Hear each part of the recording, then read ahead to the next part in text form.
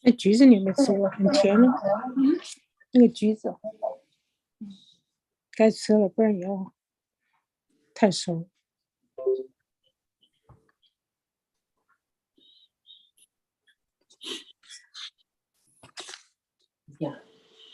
老师还没有上来。还没有，对，专门来搞地这边的，这整个在里面的。怎么了？啊？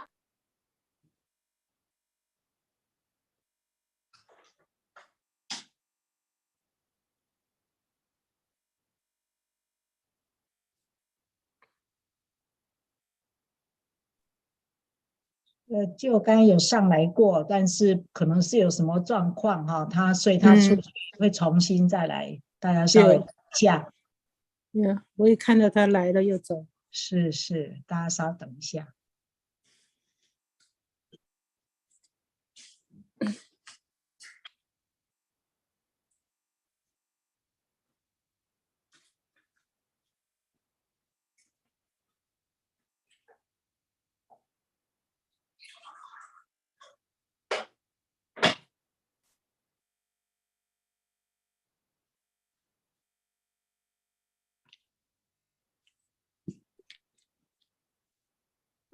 我们这你没有来上课啊？2点了。哦，我看看。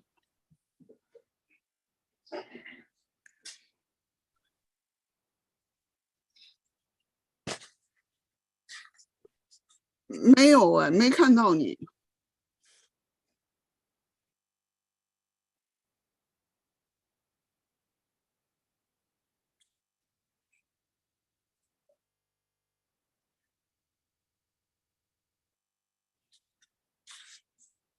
I'm calling Joe.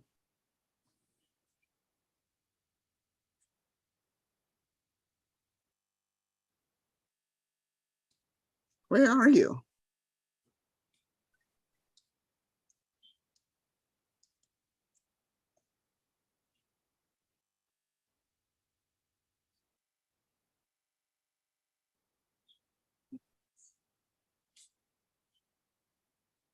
Okay. You hang up. She's going to try to get in. She said she couldn't get in. Oh. Because it said before, it says she left. As if she were on before.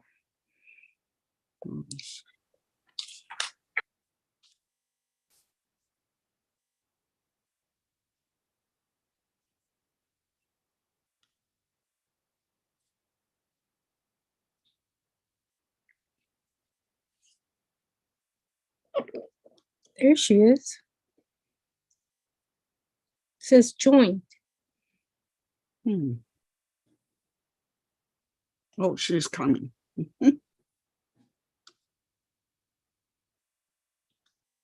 Okay. OK， 你们有没有听见我讲话？有。Okay. I swear I saw you in the same room, but when I went around and came back, I'm out of the room, and I tried to get in and could not do it. I even saw that they started streaming. Yeah, I don't know what happened. Anyway, let me try to share first. Okay. So I have this here, and the share screen is here. I hope so. Okay. Okay, can you see my? Yes. Okay. And you can hear me. Okay. Except that I couldn't see myself. So I'll just have to make do with that. Okay. Let me start again. I was talking to myself for a while. Fortunately, it was not too long, and my sister caught me right away. Okay. So let's start. First, I just saw that King On staff put this on the YouTube already to stream, so you should be able to watch YouTube and see it simultaneously. So today I'm going to talk about two songs, which is a pair. It's the best pair I could find of Li Shutong's songs. He is very famous. He was born in Qing Dynasty, but later on it became a Republic of China, so it's hard to say which dynasty he was in. And he was a student or an overseas student in Japan, and he was exposed to a lot of foreign or songs from other countries, and he very happily translated them or made into different songs using their very nice tunes. And so this is a good pair because I don't know whether he did this early or late, because this one is almost an exact match when you compare the lyrics in both songs. But many of his other songs that were, you can say, plagiarized from foreign composers, he made a totally different story in his lyrics. It's not a good match to the original song, but this is a very close one. So I'm choosing this pair as the first one that I use in my class, but we may choose others later.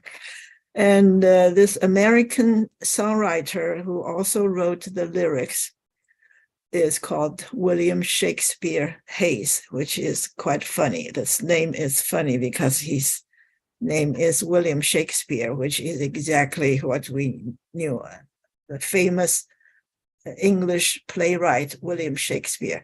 But his last name is Hayes, so he often shrink the name into W.S. Hayes or William S. Hayes, so you don't know he is called William Shakespeare.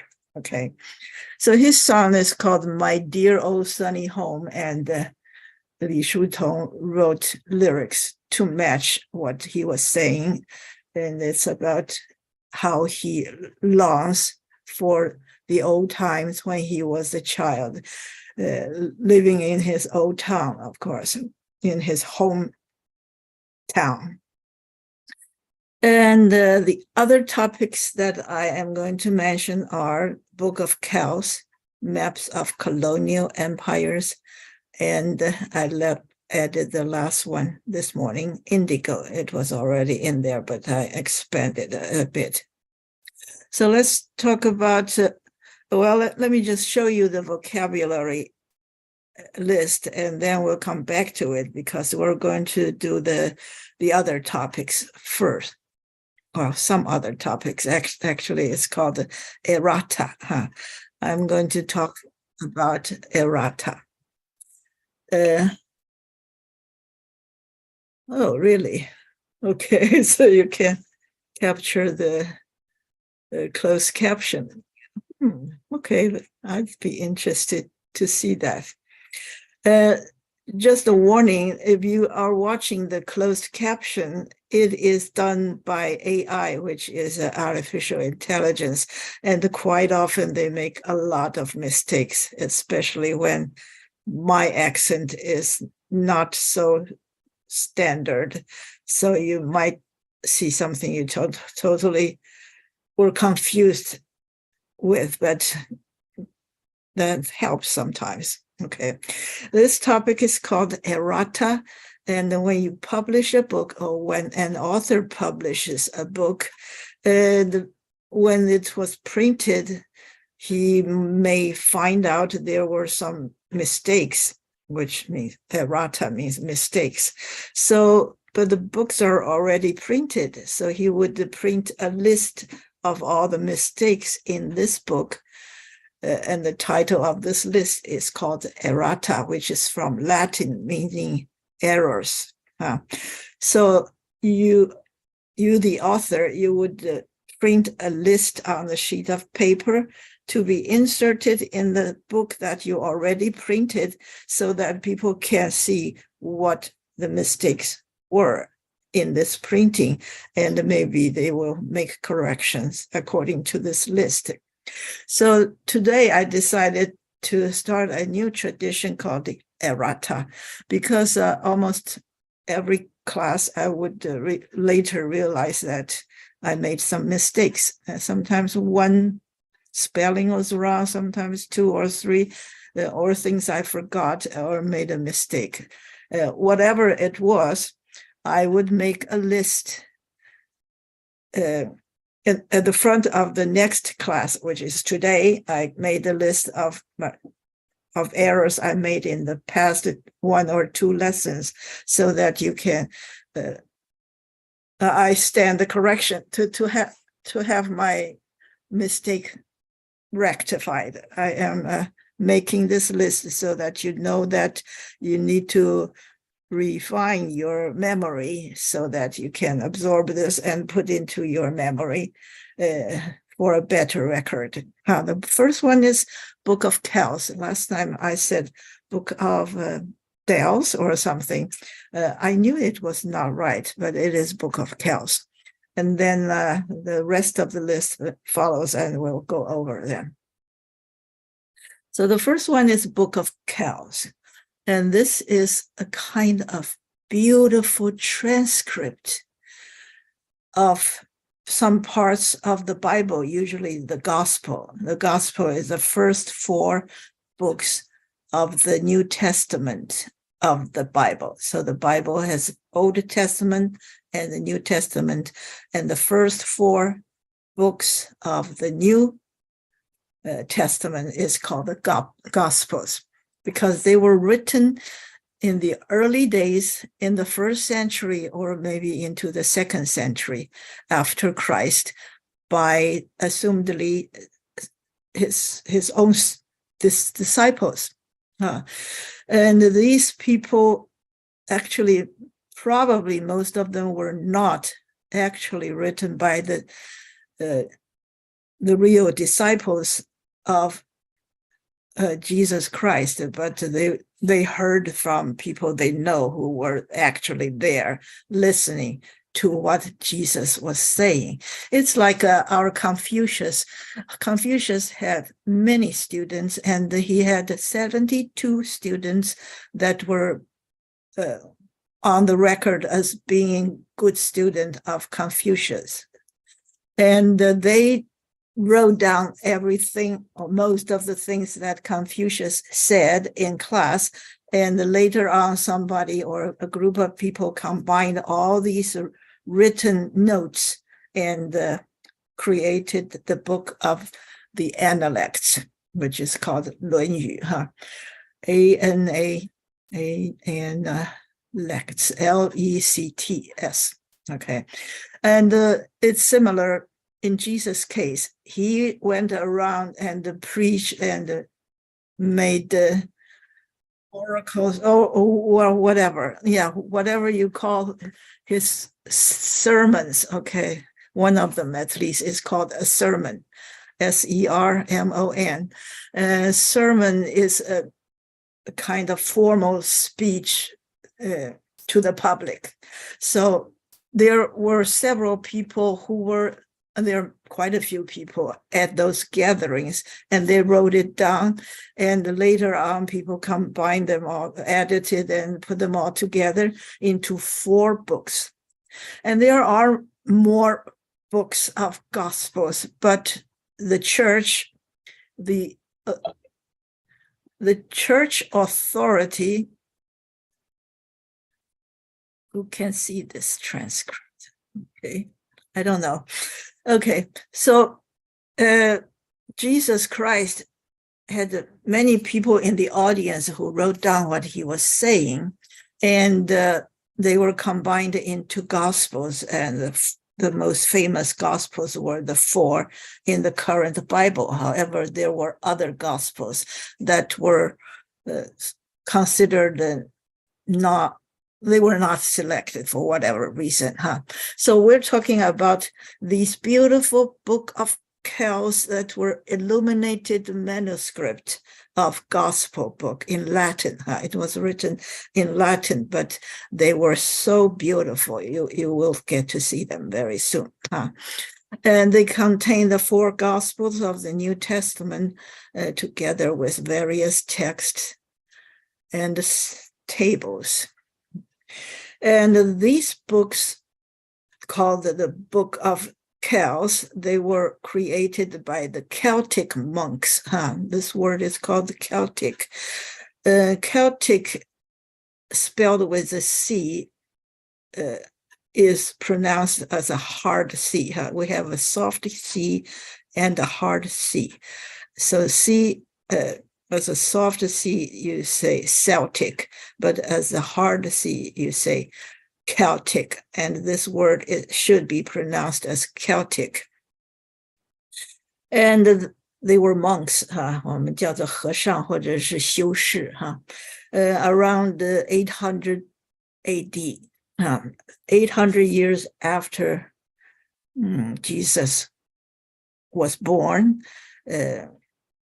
these monks who lived in Ireland, which is an island, Ireland, 这个岛, that's why there's a word in this paragraph called insular, because it's from the word island. So insular means 海岛, and these Celtic monks, they carefully, very, very carefully draw beautiful pictures with the text of the gospel. And there were hundreds of pages of them that are now kept as a collection of the Book of Kells sheets in Trinity College in Dublin, Ireland. In the Republic of Ireland, 就是爱尔兰共和国, in the capital Dublin, 都柏林, and there is a college called the Trinity College, which means 三位一体大学. Okay. In this library, you can go and see Book of Kells in its glory. Hugely glorious, beautiful, magnificent. Okay. And they were considered widely as the finest national treasure. And there are other such manuscript. Manuscript means 手抄本, and 就是不是用机器印出来的, manuscript. This is a collection of manuscript considered one of the very, very best. And there were other collections in different places, like in England, in Scotland, or in Europe, in other countries. But Book of Kells is probably considered one of the very, very best. And it is so extravagant and complex. Complex means very complicated, very intricately done, and extravagant means just outlandishly. They went through huge work in order to do this extraordinarily beautiful thing. So the quality surpasses many other similar manuscripts. A decoration, so the style is ancient and traditional Christian. Ornate also means very beautiful, very intricately done, and the swirling motif means that those patterns are going around and around. You'll see that, okay, later. In this illustration, which is, because it's so beautiful, we call it illuminating, which means it's so bright and shiny. So the figures in these manuscripts include human and animal and the mythical beasts. Mythical beasts is animals that don't exist in real life. Things like unicorns is a mythical beast.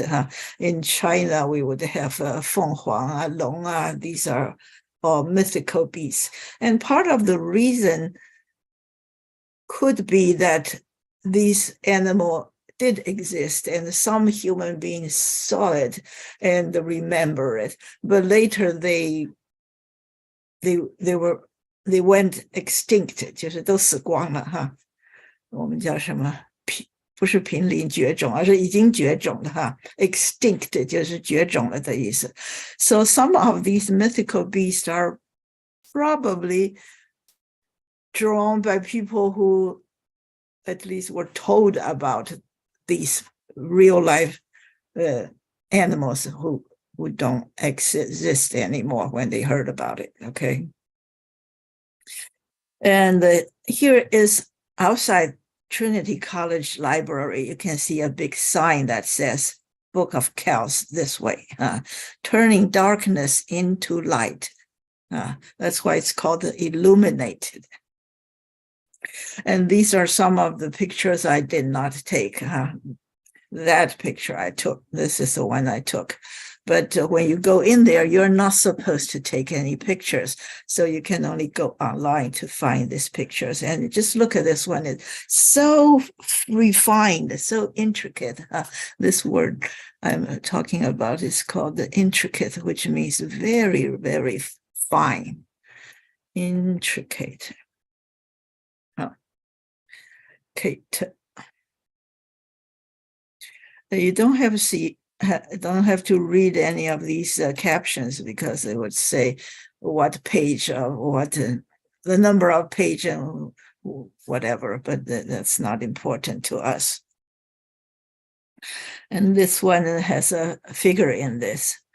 It shows Jesus Christ being on the seat. It says enthroned, which means put him on the king's chair. Enthroned is that meaning. So they think Jesus Christ is the King of Kings. Yeah. Okay. So you can see that there's a man who is supposed to be Christ. And the interesting thing is that this is what they imagine in the year 800. They probably drew this portrait based on their understanding of what a regular man looked like. But if you go to a different country, you could see Jesus Christ depicted very, very differently. Some of them are black or in different color or with features that are Arabian or Chinese or whatever. As the religion or Christianity went to different countries, every time they were depicted in drawings or in whatever, it would probably be with features that are closer to the local people instead of 2,000 years ago or however long ago. And here we have four. Here we say 4 evangelists. Evangelists means 传教士. And here we have 4 people depicted here. Only one is in the shape of a human being. The others are in animal. This is a traditional way to depict these 4 gospel writers. And because they wrote the biography of Jesus, so they are considered evangelists because they try to spread this religion. And they are, I don't know what the order was, they were Matthew, Mark, and John, and Luke. These are the 4 people who wrote the Gospels, and probably only Matthew, 就是马太福音的作者呢, is considered like an angel, like a holy person. However, the other three people are depicted in the shape of a lion, an eagle, and an ox. I don't know the reason, but that's how it's done. Often when you go to a different country, for example, probably South America or Central America, their church had 4 big portraits of these 4 gospel writers, but one is an ox, one is a lion, and one is an eagle. And you as a Christian person would know who is who, and it is commonly acknowledged that these 4 entities represent these 4 people. So this is one page in the Book of Kells that depicts the author of the 4 Gospels. And here is a picture of John the Evangelist. And we know that there are several John who eventually became St. John. And there was John the Baptist, who was Jesus' cousin, who baptized Jesus Christ in the River Jordan. And there is one of the disciples who, Jesus' disciple 就是学徒或者门徒哈 but there are 12 of them. We don't call them disciples, we call them apostles. 就是真正的12门徒哈 That's a higher word for disciple is apostle.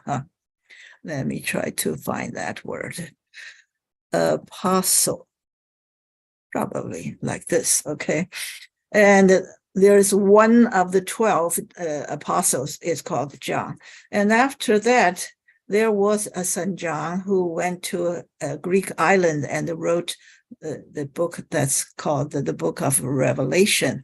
That is another St. John. So there are many St. Johns.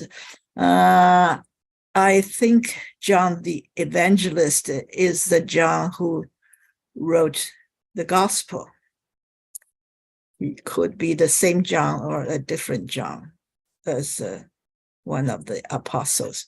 There are many Johns. John is now a very, very common name. And here is a slide on which I tell you about the Celts, the word Celts. Why do we say these people, these monks who did the manuscript are Celtics? It's from a word called the Celts, or Celtic people. People who speak the Celtic language is considered a Celtic person. And those monks are certainly Celts or Celtics, and they resided on the island of Ireland. According to current scholarship, Celts, the word Celts or Celtic is now used strictly as the people who speak this language or write this language instead of their blood or their DNA belongs to a certain tribe. It no longer indicates your ethnic group. It now is addressing the speakers of Celtic language. And in the old days, the yellow patch in Middle Central Europe, that's where the Celts resided. And that was 6th century BC. And as time goes on, they gradually spread out into the light green colored areas. So a much bigger area in Central Europe, as well as on the Iberian Peninsula, which is now Spain and Portugal. And on the eastern side, you have central Turkey that has this kind of language being used. And And much later on, the green color becomes darker and darker. The medium green is later, and the darker green is even later, which means currently. Right now, you can see people in Ireland and the parts of Wales and parts of Western France. They're still speaking this language, but a few hundred years ago, they were more widely spread in the entire island of Ireland and in Scotland and in much earlier in England and so on. So this is a movement of this language, or the people who speak this language, which is called the Celtic language or Celtic people. And if you study any or all of the European ethnic groups and put out a map like this one, you will probably see that this tribe first appeared in Eastern Europe or came from either even farther Europe and gradually moved westbound, west and ended there. So right now you see the Celtic people only at the very end in the West. However, they used to be in a more centrally located area. And if you study other tribes, for example, Saxon, nowadays we call English people Anglo-Saxon because they are mostly they speak the language of Anglia or Saxony. Saxon, I don't know the word for it, Saxon language, but according to their ethnic divination, is that the word for it? When you consider which tribe they belong to, Saxon was in Germany years ago, and because the invaders such as Mongolian, like Genghis Khan, they always come from the east, and they are more ferocious because they are nomads. They were very good at riding horses and engaging in battles. So all the tribes in Europe would definitely move westward all the time because of invaders from the east. So the Saxony, there is still a province or a state in Germany called the Saxony, but now most of the people of Saxon people are now in England, and England became the land of Anglo-Saxon. You have Anglo-Saxon as representing two ethnic groups of England right now, but these people used to come from Europe. Okay, that's my little bit about this slide. The next one is DJIA. I did not actually make a mistake on this, but I am not quite sure what this index represent. Nowadays, probably most people know Dow Jones Industrial Average, which in short we call it DJIA, Dow Jones, or in Chinese you would say 道琼指数. It contains 30 large blue chip companies. Blue chip means sterling reputation, very good reputed companies, in this case, companies that is big and doing good business and probably have a good reputation. There are 30 big companies that they chose, and they use the market, the share number and the value from day to day, and they combine those data into an index called the Dow Jones Industrial Average. And I will go into the 30 companies when we come to the next slide. So all you need to know, which I already knew last time, there are 30 such companies, but I did not know one from another. Okay, so as to how this index was computed, there's more complication because the way it was done is different from the way they did Standard & Poor 500. And they were now issued by the same company. And this Dow Jones 30 company comes from the Standard & Poor 500 companies. And that's another index, which many people also track it very enthusiastically. 这个叫什么呢？中文 Standard & Poor 500. I don't know what it's called in Chinese, but Dow Jones 30 is certainly. S&P 是不是标普？标普. I've never heard of it, but this sounds right. Yeah. 标 is Standard & Poor. These are two names. So it's a 500 is, of course, a much larger pool of companies. So it represents the market more correctly. But Dow Jones 30 was picked out of that 500 because they were now under the control of the same company. So it sounds like it was not like that before, but now it is issued by Standard & Poor. All these companies, whether 30 or 500, they do not include transportation and utility stocks, and they have a separate index for those things, okay?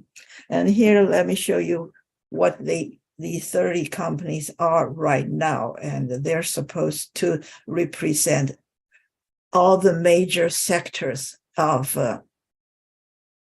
in the world, okay? And this 30 changes from time to time. In the older days, when I was younger, car companies used to dominate the top. You have GM, Ford, American, whatever. They were at the very top of the list. And now there's not a single car company here, not even Japanese or Korean or so on. But Boeing is probably the oldest left.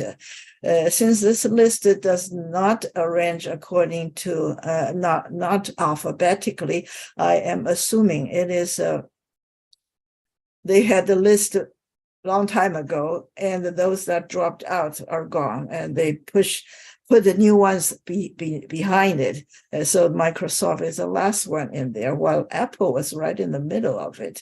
So you beat me, I don't know why, but it does represent a lot of different sectors, although sometimes I don't know what it is, like the second one, Salesforce, I've never heard of it, but Intel, and as I mentioned, Apple and the Microsoft, these are all high-tech company like Honeywell and the Cisco system, IBM. So high-tech company is a major part of it. But then, of course, there are other things. I'm very interested in Disney being so very much on top, because Disney is now is always a movie company, but it did venture out into many other fields. So when you compare to MGM or other movie companies, Disney is unique and it is very big. And Dow is a chemical company. Verizon, I'm also surprised to see Verizon up there. That's either a cable or internet or a phone company. And Visa is the only credit card company there. Well, I mean, it's on top of American Express. Both of them are credit card companies, and Nike is there, Home Depot, Johnson & Johnson is a pharmaceutical company. Yes.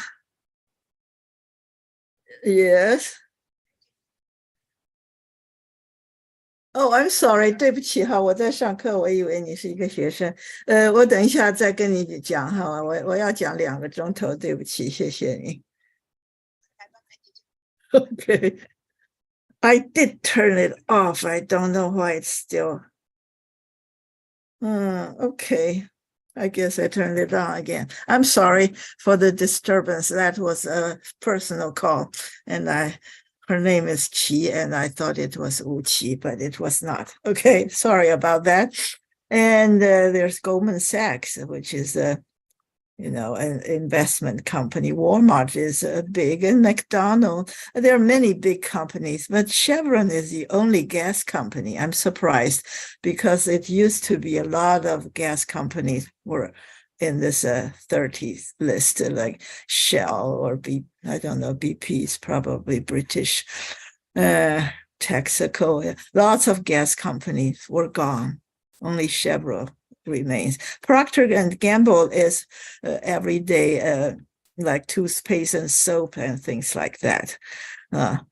So there's a United Health at the very end, which is a healthcare company. These are all quite interesting. Okay. Here I have a chart of Dow Jones average from the very beginning. In the very end of 19th century, it started accumulating this data, and it just went up and up and up, except for the Great Depression. It went down severely and took a very long time to recover. That is, the stock market crash was in 1920, but it did not really drop to the bottom until 32 or 33. And here we had a little bit of dent here, which is our crash of 2008. Okay. Yeah, okay. Just for your reference, I believe some of you follow the stock market quite closely. The next one I want to talk about is about the knighthood in the British Empire. They started to give out knighthood to people. And here we have a pair of brothers, Richard Attenborough and David Attenborough. I mentioned quite often, especially last time. And one is called Lord Richard Attenborough, who is a movie producer and actor. And the other is called Sir David Attenborough. He is about 10 years younger, and he is into making nature TV series to be put on BBC. They were both very famous. And Sir clearly means that he was knighted by the king or by the queen of England. While Lord Richard Attenborough, that caught me by surprise. And I found out that he was a member of the parliament. The parliament in the British system, or England, or UK.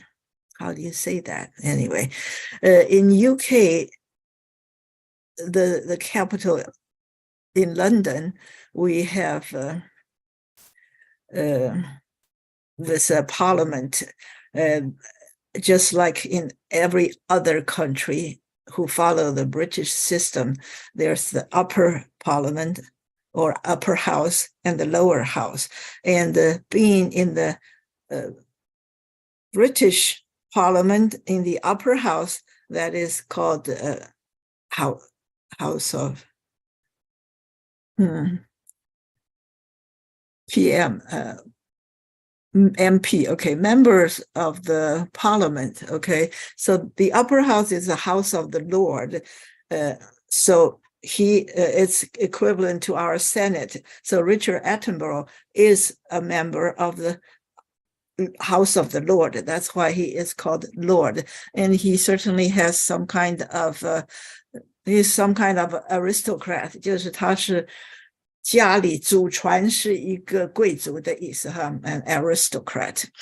And he has an inherited membership in the House of Lord, while other people whose family were never an aristocrat, then they could go to campaign to be elected to become a member of the parliament, but that would be in the lower house. Okay, so with your name added the title of Lord in the front, it means you are a member of a family of aristocracy. And let me try to write this word down. 是一个贵族，我们说 noble 就是个贵族 or aristocracy. You can say aristocrat. Is a person who is a 贵族, but to be a part of the aristocracy, the T changed to CY means 贵族这件事情 Okay, so you have two members. Well, they have another brother. I did not look into that brother. He was a big investment fund or financial person, also very famous. He probably is also a sir, but it's not in my slide. Okay, so we're looking at this 勋章 This 勋章 is the most excellent order of the British Empire. It's a neck decoration. Okay, so it's just called a neck decoration, just 挂在脖子上 Okay, and this is just one of the many categories of the most excellent order of the British Empire. And that last time it was because Uchi asked why a certain actor, probably Patrick Stewart, has the word BCE in front of his name. And I said that probably means he was decorated. It definitely means he was decorated by the queen or the king. I think in the case of Patrick Stewart, it's probably by the king, since the queen, because the Queen Elizabeth became the queen in maybe 1950, I don't know, 3 or 4 or 6, no later than 56. Okay. Let's just go back to this slide. It says most excellent order of the British Empire. It is to award to somebody who made significant contribution. Contribution 就是有贡献的意思 If a person had a great contribution to the world or to the country or to a certain field, the person could be in arts and sciences, 科学或者艺术 work with charitable and welfare organization, 做了一些慈善事业 或者是 public service outside the civil service. This is a little tricky 你做虽然有公职，可是不是做 civil servant. So it took me a while to find out the difference between civil service and the public service. It seems like they were the same, but we're going to talk about the difference. If you are, for example, if you are a prime minister or a governor or whatever, then you're in the civil service, but not not outside the civil service. You're in civil service, but you cannot be knighted for your contribution.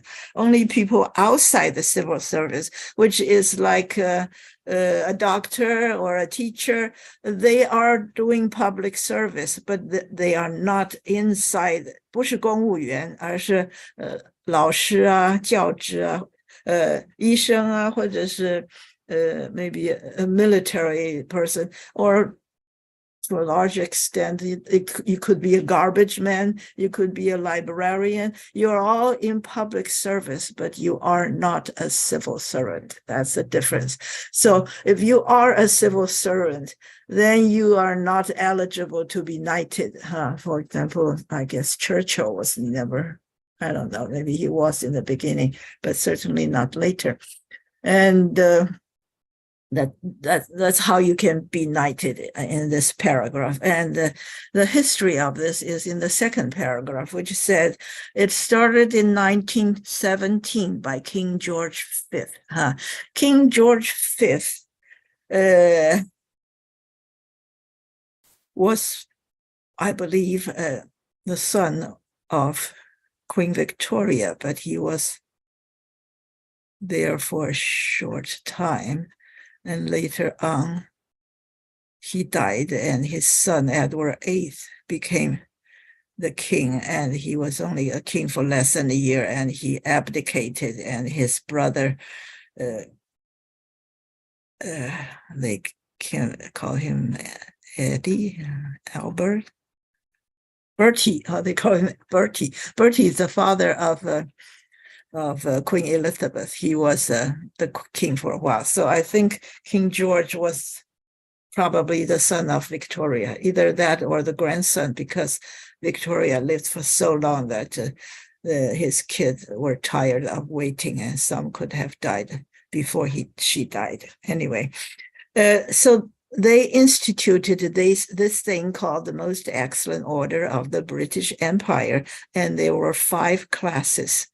And there were, I did tell you last time that there were 5 classes, and only the top 2 classes can be called knighted, either a knight or a dame, because of gender. If they are a man, they can be knighted. If they are women, lots of movie or theater actresses became knighted, but they were women, so they are called dame. For example, Judi Dench was a dame, and there were many of them. Okay, so this is a brief history of this, but it's really too complicated. I don't intend to remember all of them, but you have 5 different classes.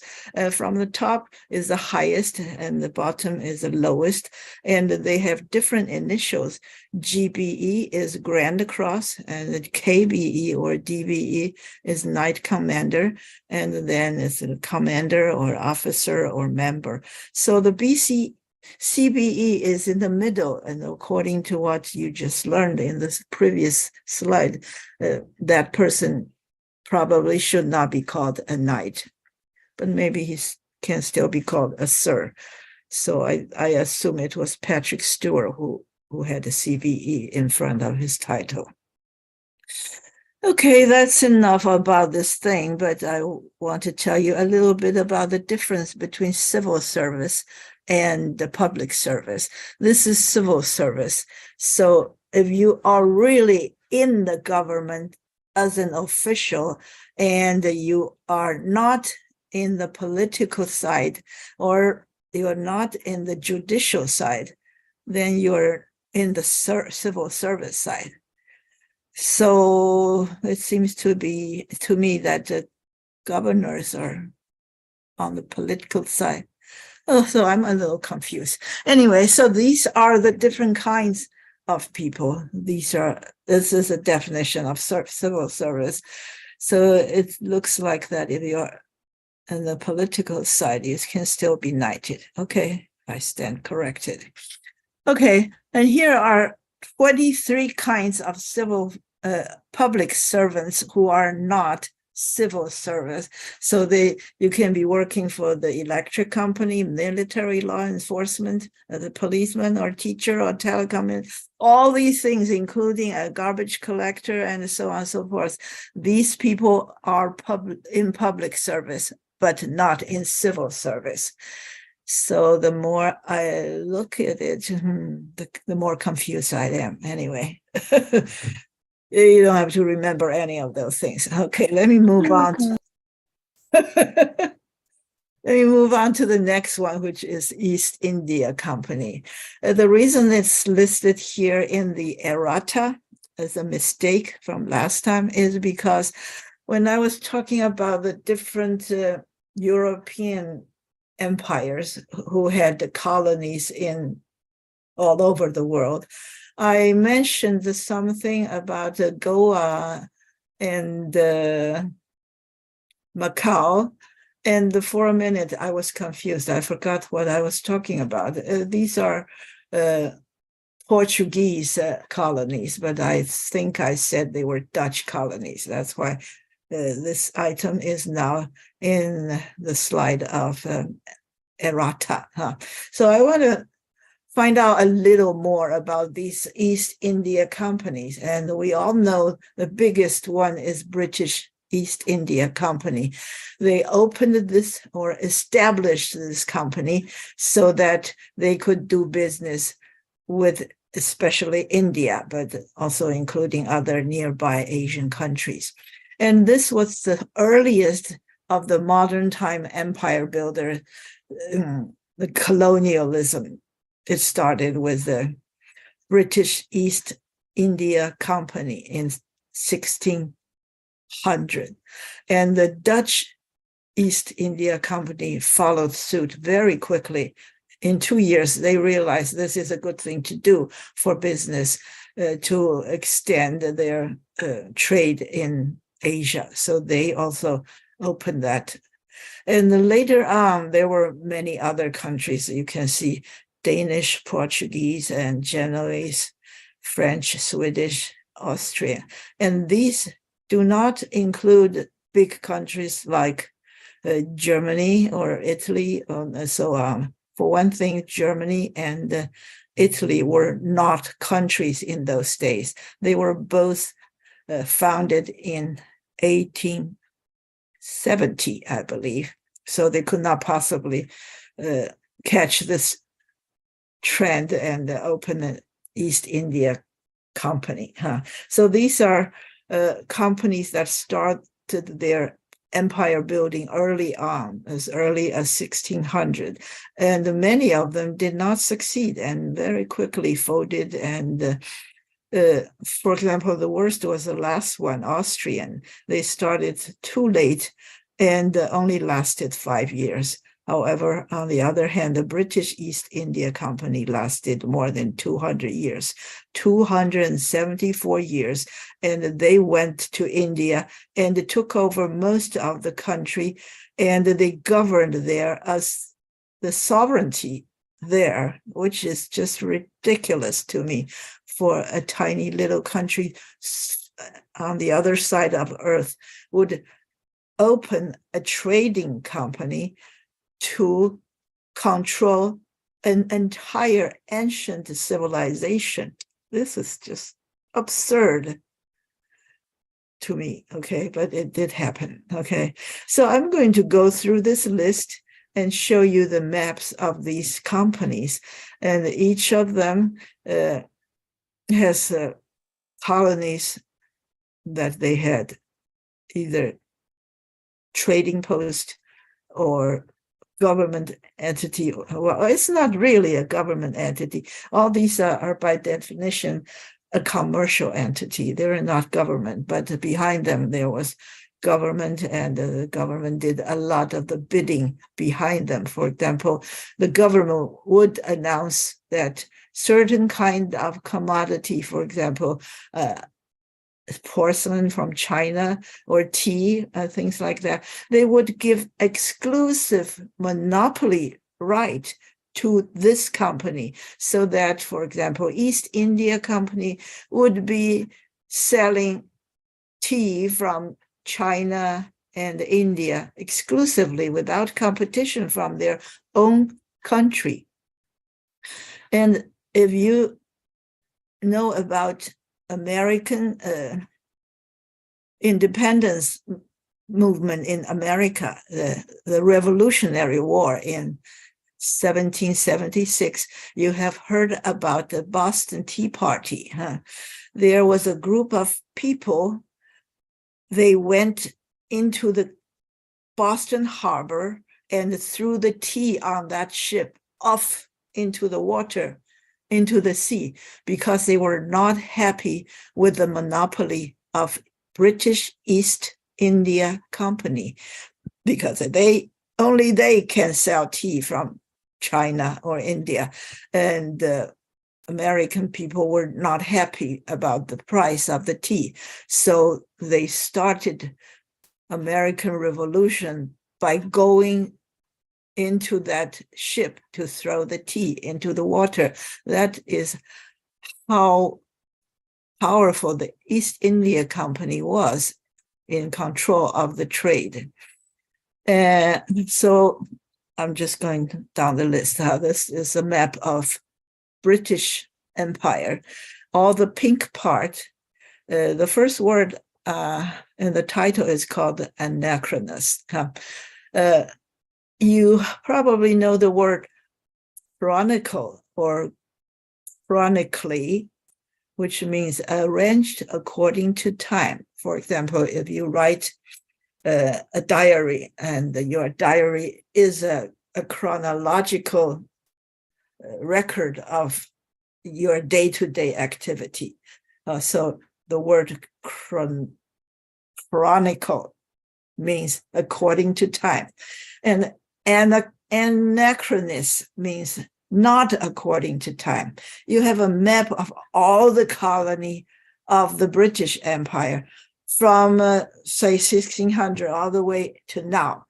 And all these colonies were probably not there as a colony in the beginning, but from time to time, a new one would come onto this map, the anachronous map.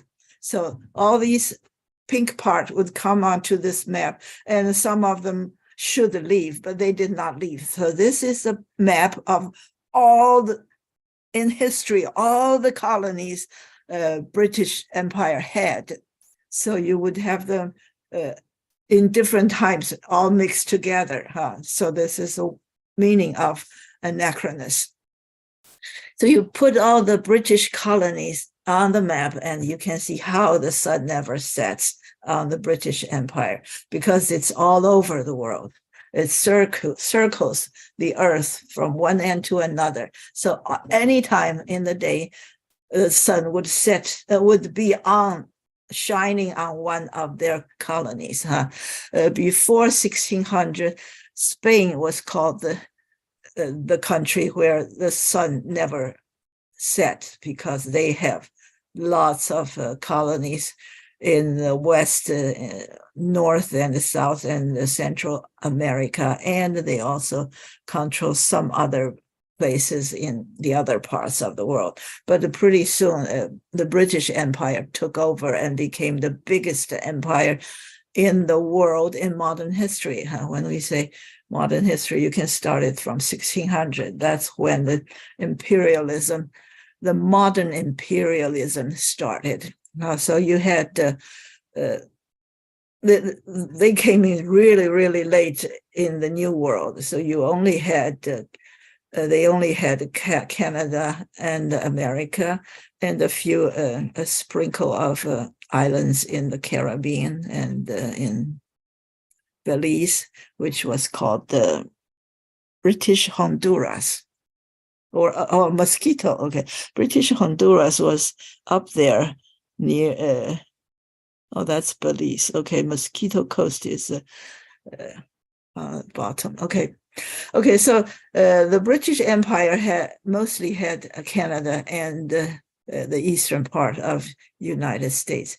So you can see that the western part of United States did not belong to them. For one thing, a huge part was under control of Napoleon, so that became American.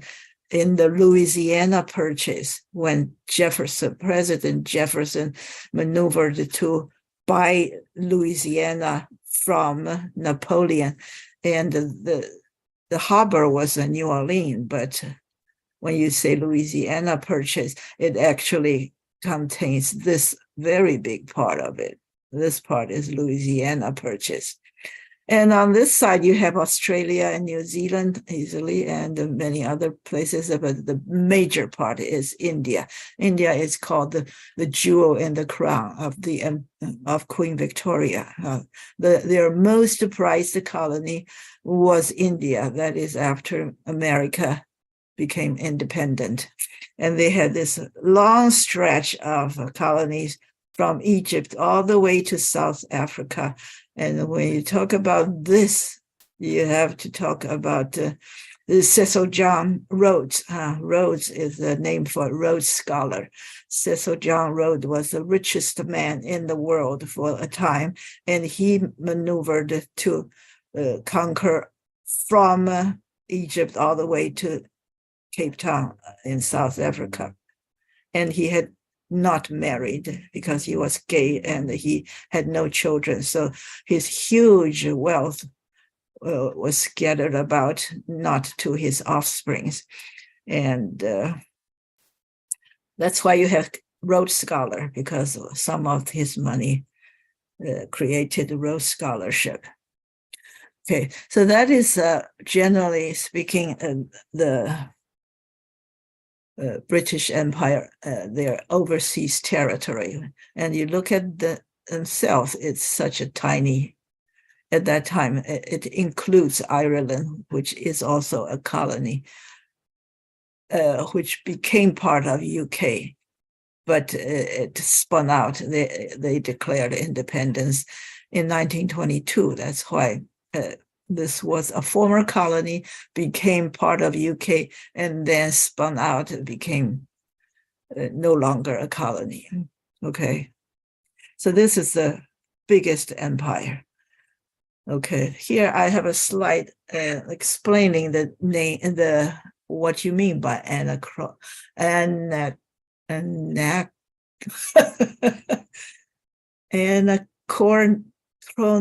I guess that's how you do it.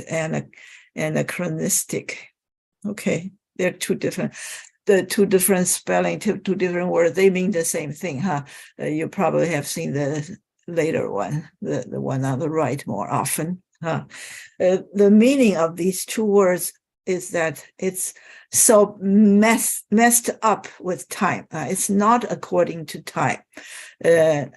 Maybe it's a huge mistake on the wrong time, or it's deliberately so you missed everything together, not according to their time. So this is a word for it, okay?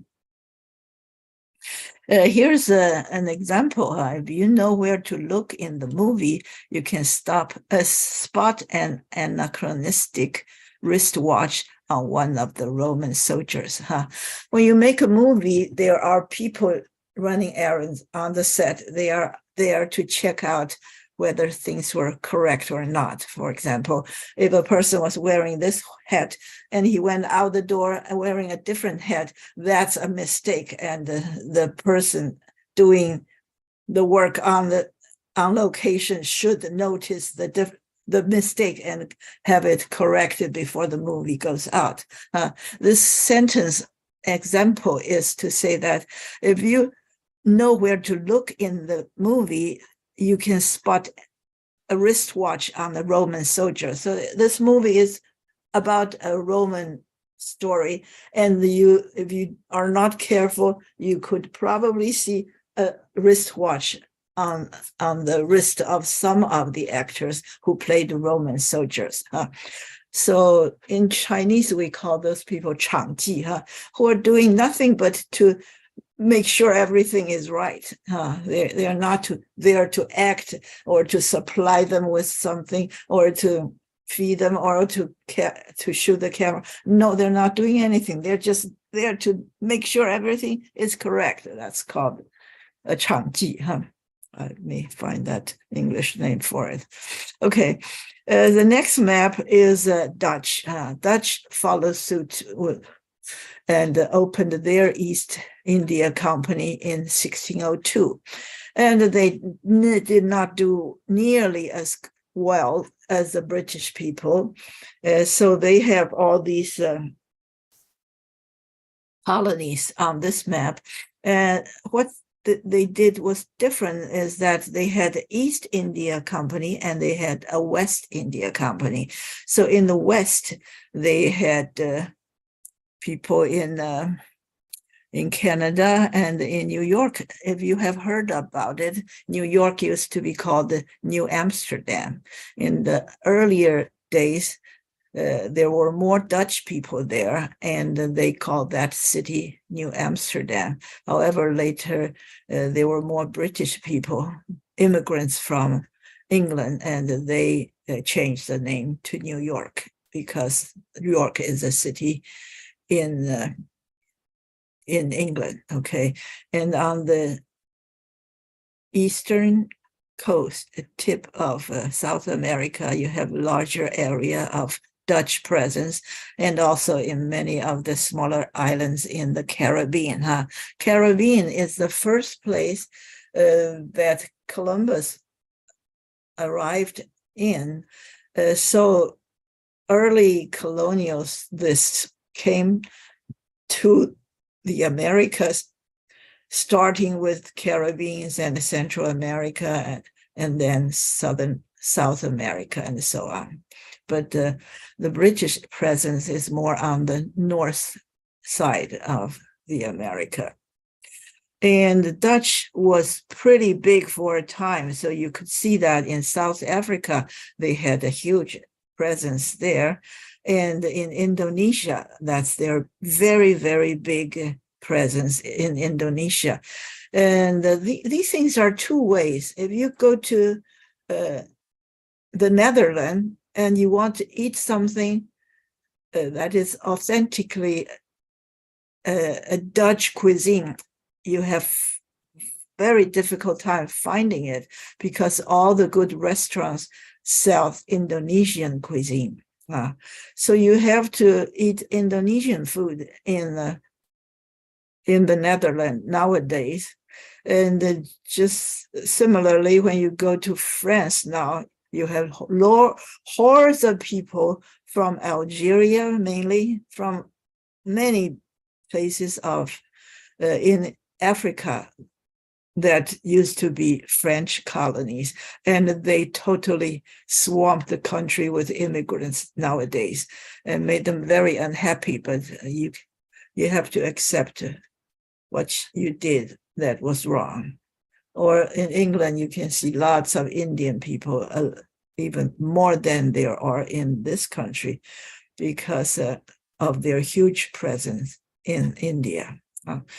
And so the Dutch people were pretty much in a lot of places, but they quickly stopped, maybe only for 100 or 200 years. Famously in South Africa, they waged huge battles against the British colonialists, and they lost. So later on, it became a British colony. And nowadays, you probably still can see Dutch presence in Indonesia. They were really big there. For example, you go to Jakarta, which is the capital city. We call it Sanbaolong or the Yajiada. Earlier in Zheng He's time, we call it Sanbaolong. Sanbao is named after Zheng He. Sanbao Taijian Xia Xiyang. So Sanbaolong is Jakarta, but in Dutch language, it's called Batavia. So that's why that proves their Dutch connection there. And this is a not too big map, so I enlarge it a little bit so you can see it more clearly. So the green parts are, according to this legend, the light green parts are East India Company control those parts, and the dark green parts are West India Company, while those tiny orange dots were their trading posts. They don't control any of the administration or military in those places. They only have their own business trading post, okay? And you can see there quite a lot all over the place, some in Americas, North and Central and South, and some are on the western coast.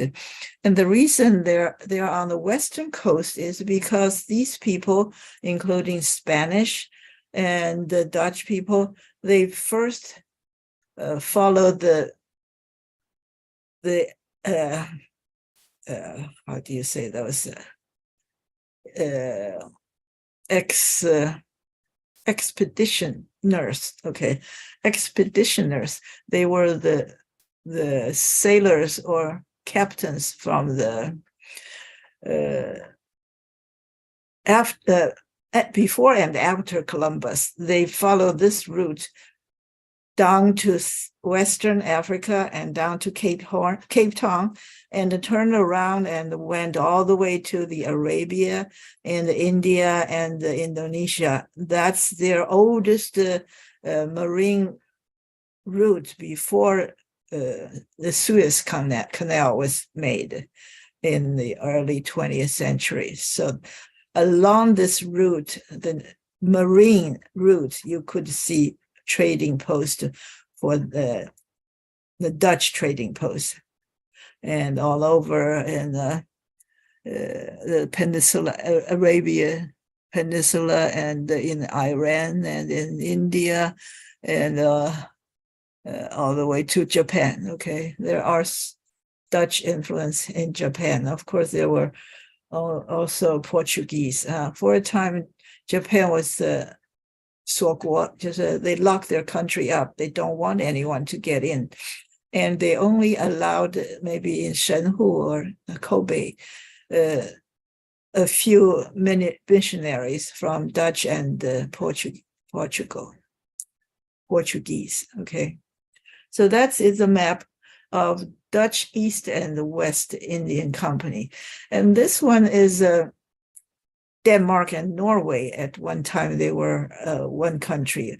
And Norway and Sweden was a mixed country for another while. We'll go over the other map later. But this is a map for Denmark, Norway. And their biggest colony is Greenland. You can see on the top. The Great Greenland is almost entirely in ice all the time. And the smaller island that's also purple is Iceland.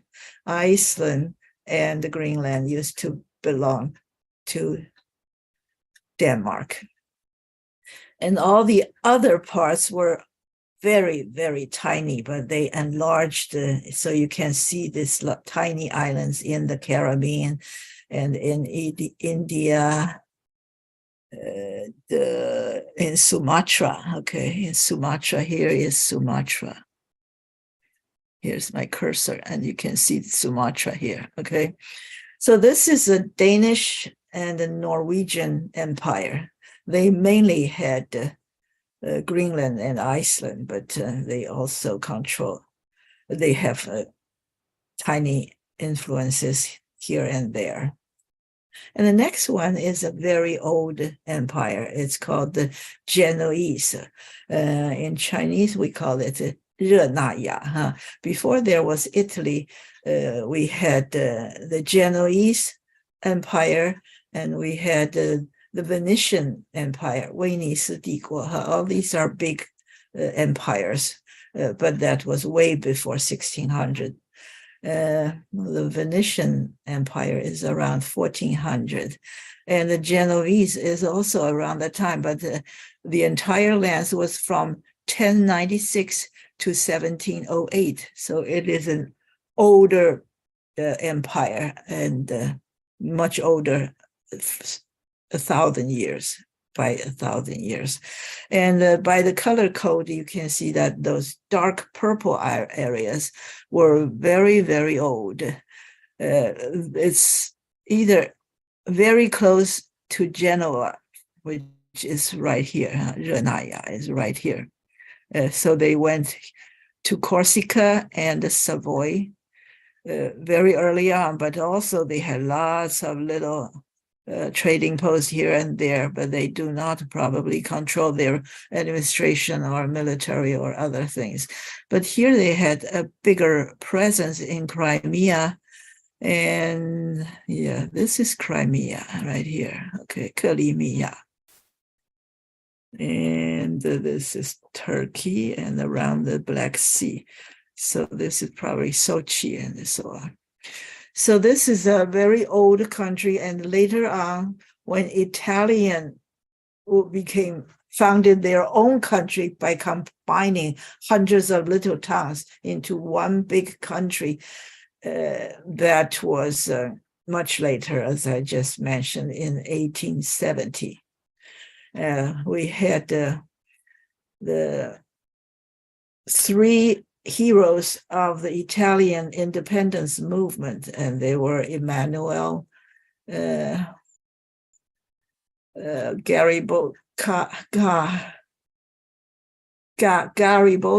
Garibaldi, and Cavour. These are the 意大利革命三杰Emmanuel, Cavour, and the Garibaldi. Because of these three persons, actually, Emmanuel was the king of Sardinia. Okay, I said it wrong. I said Savoy. Maybe it was called Savoy for a while. Anyway, this was the Sardinia, this island. And Emmanuel and Cavour, they came from this island, but they were welcomed into this country, and they consolidated or unified Italy to become a big country. That's called the independence or the unification of Italy. That was in 1870. And in the north, we had the same thing happening with Bismarck. That was also an empire, a German empire. Both happened in 1870. So this is an ancient trading company that went all the way to Crimea and Israel and so on. So they had presence everywhere, but they were so much earlier. And even though they opened an East India Company after British Empire became big, their activity was minimal. And the very light color here is in the Spanish and the Portuguese peninsula called Iberia. And it was in the 16th and 17th century they were here. Okay, so that's pretty old. And they were not successful, the East India Company established by Genoese people. They had the ships immediately captured by the Dutch Company. VOC is the Dutch East India Company, and so on and so forth. They just folded. They were not a big influence during that time, but they were a big presence very early on. And this you can see is Portugal, which is right here, a very tiny country, and they controlled all these trading posts, plus big countries like Brazil, Angola, and Mozambique. These are the three biggest countries that they control. I believe this is probably another country here. Okay, at that time, Spain had all these countries, while Portugal had this part, according to a treaty negotiated by the Pope. So the Pope says, we are going to draw a line here, and to the west, it belongs to to Spain, and to the east, it is, I give to, the Pope says, I give this to, you have my blessing. Brazil is given to Portugal, okay? And according to the similar treaty, this line and the opposite line is over there. So this is the other line that gives Portuguese all these land, while to the east of this, it belongs to Spanish. So they had the Philippines and so on. Okay, so that's how they divided the world, regardless of who lives there, because they are the boss of the world at that time. And they really thought they were superior. That was their mistake, in my opinion. Okay.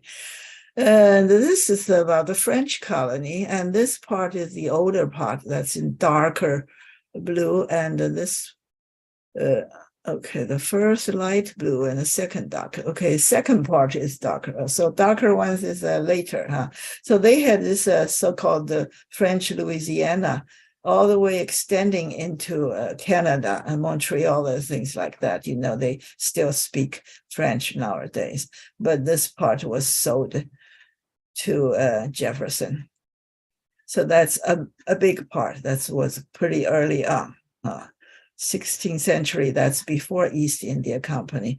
So when they opened the East India Company in France, they mostly deal with this part, which is Madagascar and the Jordan and the Vietnam and the Laos and the Cambodia. These are all their territory. And the huge chunk of Africa. From the top, there's Algeria and maybe, yeah, I guess it's Algeria and the Morocco, and down there's Mali and all these here. I have a newer map here compared to that. You can see that Niger and the Chad and not Nigeria, but the other parts to the east, which belonged to Cameroon, was Germany. Okay, German. Anyway, all these countries in Africa were part of France. So you see a lot of people in India, the poor India, which was very old and graceful, you can say that, but it was just up for grabs with all those trading posts from all over Europe. You had European settlement and the trading, English, French, Dutch, Danish, Portuguese, all kinds of settlement here. But only the British were there for good. They thought they were there forever, but it's not to be. But instead of having settlement and trading posts, the British came, the East India Company came here, and they did a lot of things here until the uprising, the mutiny of Sepoy Mutiny. Then the government finally stepped in to control this colony, because however big that East India Company was, it was not really logistically or legally there. They don't have the authority to really be the lord over a different country. So we have this, as I promised, as a Swedish empire. Swedish at that time, Sweden, Sweden was here. Okay, it's here. And it also had part of Norway here. That's why when Nobel died, his fortune became a Nobel Prize. We have Nobel 奖金. At that time, the two countries were the same. So Nobel Prize originated in both countries. So nowadays, you get the prizes. Most of the prizes were given out by the Swedish entity, while Peace Prize, which came up later, was given out by a Norwegian entity. And here was Finland. So at one time they had Finland under their control, even part of Russia. So if you go to Russia, here is St. Petersburg. It was part of the Swedish Empire. However, later it became the Russian Empire, but this part of Russia was part of Finland for a while. Okay, and these are some tiny islands in the Caribbean and on the coast of India. So Swedish Empire was relatively small. However, it was pretty powerful for a time, especially dealing with trade with China. So you can see lots of things in Sweden that remind you of Chinese influence. For example, their daily routines, their food, their decoration, interior decoration, lots of things came from China, then went out to the entire Europe. So Swedish East India Company was pretty big for a short time. And the base was in, as you could probably want to pronounce, Gothenburg, but when I was in Gothenburg, I was told that you should call it Utenburg. That's according to their language, their pronunciation. It is a huge port still nowadays, and for a time, for 100 or 200 years, it was a big trading company and a big European center of trade in Eastern products. We're coming toward the end of it. Okay, this is Austrian. I told you that they had some influences here in the northern part of Borneo, Borneo, the northern tip. And here is a dot here that I find out to be Tianjin. So they had the Austrian trading post in Tianjin and some other spots, but here and there, I don't know much. However, here's a little bit of the Netherlands or Belgium. Belgium. That's because I told you about an emperor of Holy Roman Empire, whose name is Charles V. And he was from Spain, but probably his parents were from Belgium, and then this entire Austrian-Hungarian territory belonged to Holy Roman Empire. That's why they had all these parts colored in this color. Okay, this is probably the last one. The last one is German. They did not have an East India Company, but they had major influence in around the turn of 1900. They had a huge presence in Africa. So you had Deshu Dongfeizhou, which is Tanzania, and this is Cameroon, and this is Togo, and this Namibia. They actually went in. I mean, the entire European power. We call it central powers. All these central powerful companies, they divided, they made agreement, they negotiate at a meeting in order to divide the entire continent into parcels awarding to different countries, and German got all these parts. Okay, and if you are interested in this, you can go to Wikipedia, Wikipedia here, and you search for colonial empires. And there they have a map of colonial empires, all the European countries' presence at different times. Unlike the maps I just showed you, which combines all the times together. But over there, you have a very good chronological map of there must be at least 10, maybe 20 maps. It comes out one after another, starting with 1492. That's the year of Columbus. So starting in 1492, when hardly anybody went to, nobody went to the Americas, and very few people went to Africa. And then the map just grew and grew and grew, and for a time it was all over the world. And then it ended in 2007, when probably almost all of them were gone. That's a very interesting moving picture. You can see one after another in front of your face. It's very, very interesting. Okay, I talked so much about everything, so I have to go over the vocabulary very quickly. And the crew is the name for initially a ship's crew. So it is a very hierarchical organization with one person on top giving out orders while other people doing different things. They all have to follow that person. So that is, the word crew is to mean all the people under that captain.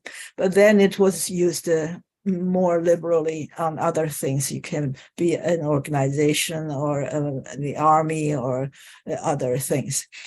So when you watch the Oscar awards show, everybody who won a prize would go up there to accept this little statue and say, I thank you to all the cast and the crew. That's what they definitely would always say, cast and crew. Cast is all the people who appear in front of the camera. So they're actors and actresses and so on. And extras, of course. And the crew are the people who don't appear in the movie, and they are the behind the camera or making the sets or doing this and that, doing all sorts of things around it. So any movie needs a cast and a crew. So the crew means the people who work there, doing all the jobs, okay? And also the last one is about rowing. In U.S., the sport of rowing a boat, usually more than 10 people on a narrow boat doing the rowing, following the order of one person who does the call in front of them. This crew of rowing is called a crew. If a college has a crew, that means they have a team of sportsmen who participate in the sport of rowing. This word is called the bullion, which means a precious metal, usually gold or silver, that's produced into ingots, like a jinzhuan. Most usually we call it gold and silver. This word is from boiling, the word boiling in French. So it's bullion. Okay. However, there's another word very similar to it. So far, I could not find the relationship between them, but maybe it is from one another. It's called the bullion. Okay. In French, you could call it bouillon, but it's in English, you say bullion or bouillon. This is a concentrated, dried squares of soup base, either chicken broth, beef broth, or vegetable broth. They are called the. I thought they were the same word, but apparently they were different. So I learned something. A commodity is a word for merchandise, but it is a merchandise that is like soybean or wheat or what else? Sugar or iron ore, things like that. They were in large quantity being sold and bought on the market all over the world. And they don't have a brand name. You don't say, oh, this is from a certain area. When you sell wheat and rice, it's just wheat and rice. There's very little attached to it. And so on the market, on the stock market, there's a different commodity market dealing with the futures and the present of the commodity. So the word commodity is about 货物, but in a very special way, which means a large quantity and a very generic, no particular brand is involved. And they usually sell for a smaller profit margin, and like those famous brand names like fashion or so on, their prices are very inflated just because of the name attached to it. Okay. And the next word is indigo. Indigo is a kind of dye that's from a kind of weed or kind of plant, and you harvest it and then make it into a block of blue dye, and then you use that commercially, usually to dye fabric to make clothes or make it into not just blue colored clothes, but also into different patterns. Okay, so this is a kind of traditional industry in many older civilization, and they probably independently invented this way to do it on the industrial level. And we learned the word indigo from the rainbow. We were taught that there were 7 colors in the rainbow: red, orange, yellow, green, blue, indigo, violet.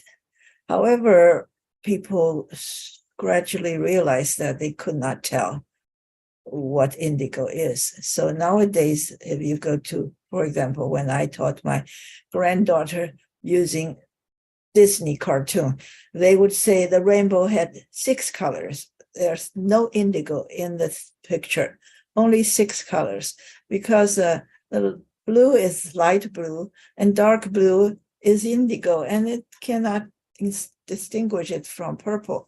So that's that. Now indigo is no longer in the rainbow. If you don't believe me, just go check it. Okay. And this is a plant that could produce this blue color. It's very strange. It looks so green, but it does produce we call it 蓝靛, 靛蓝 or 蓝靛. It's very blue. That's why we say 青出于蓝, because it's so very dark blue than regular sky blue.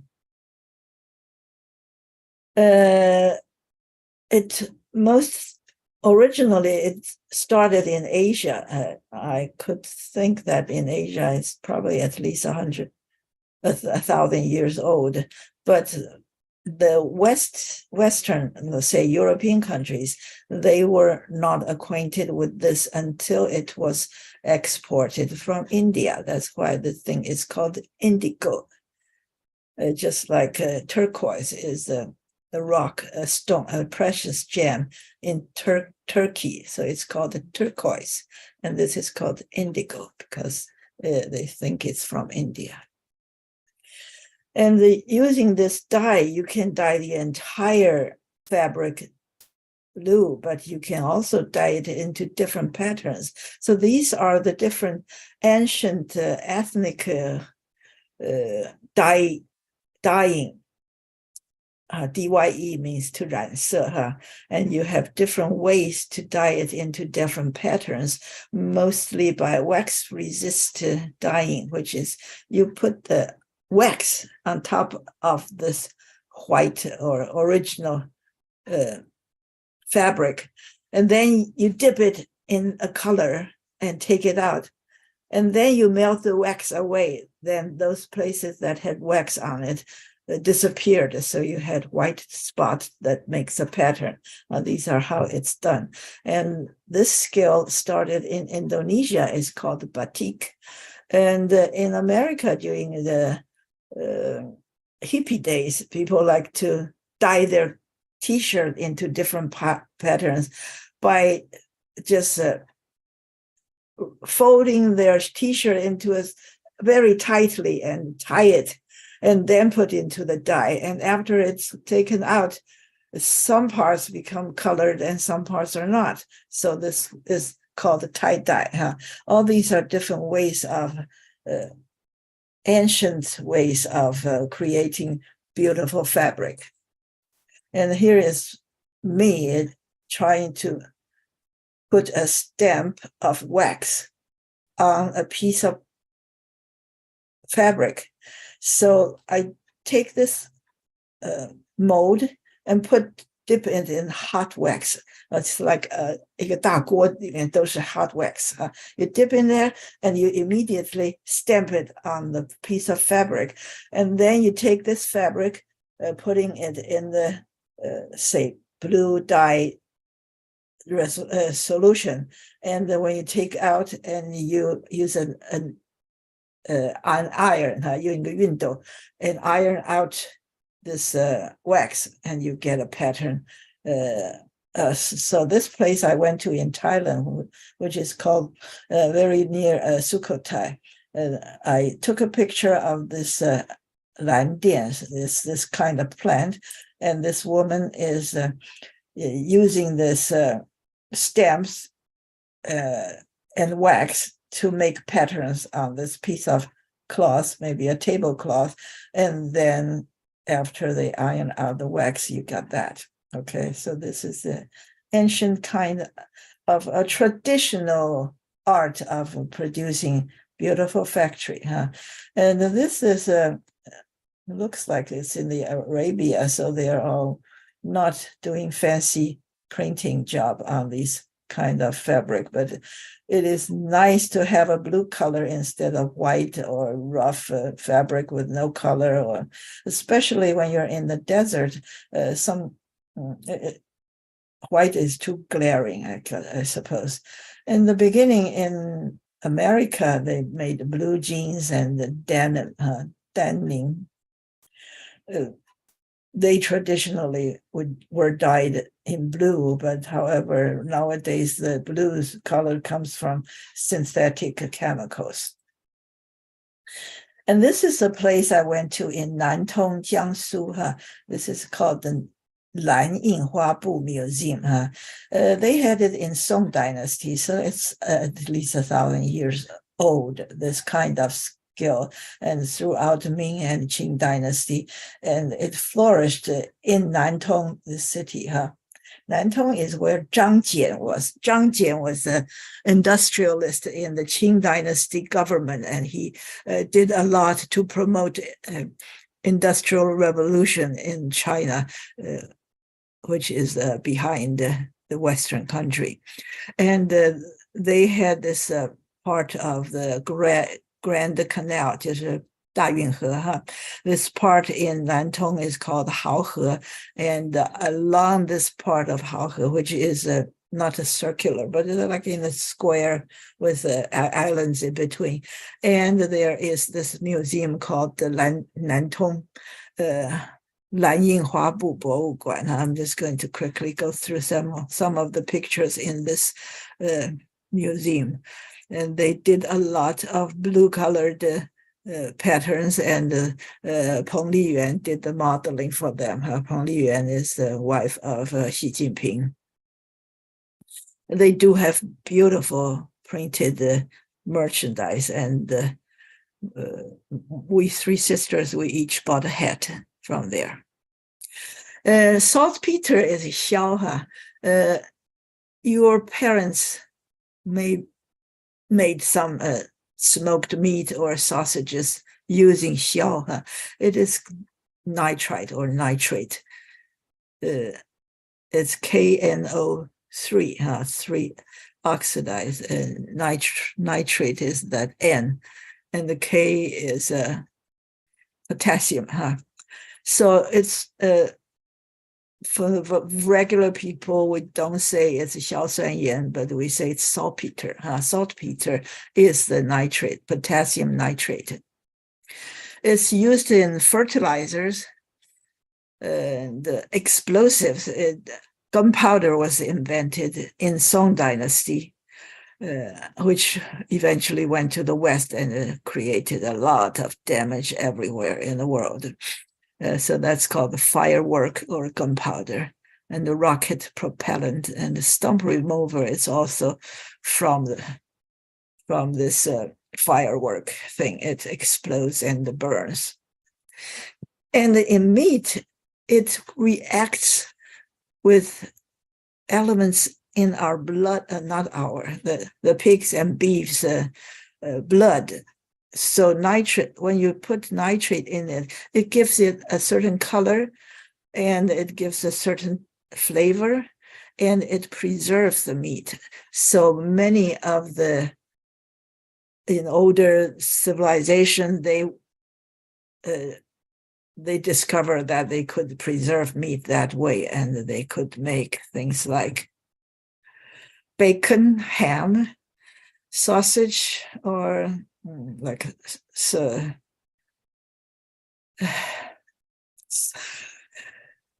what's Salami? Salami. So, yes, salami.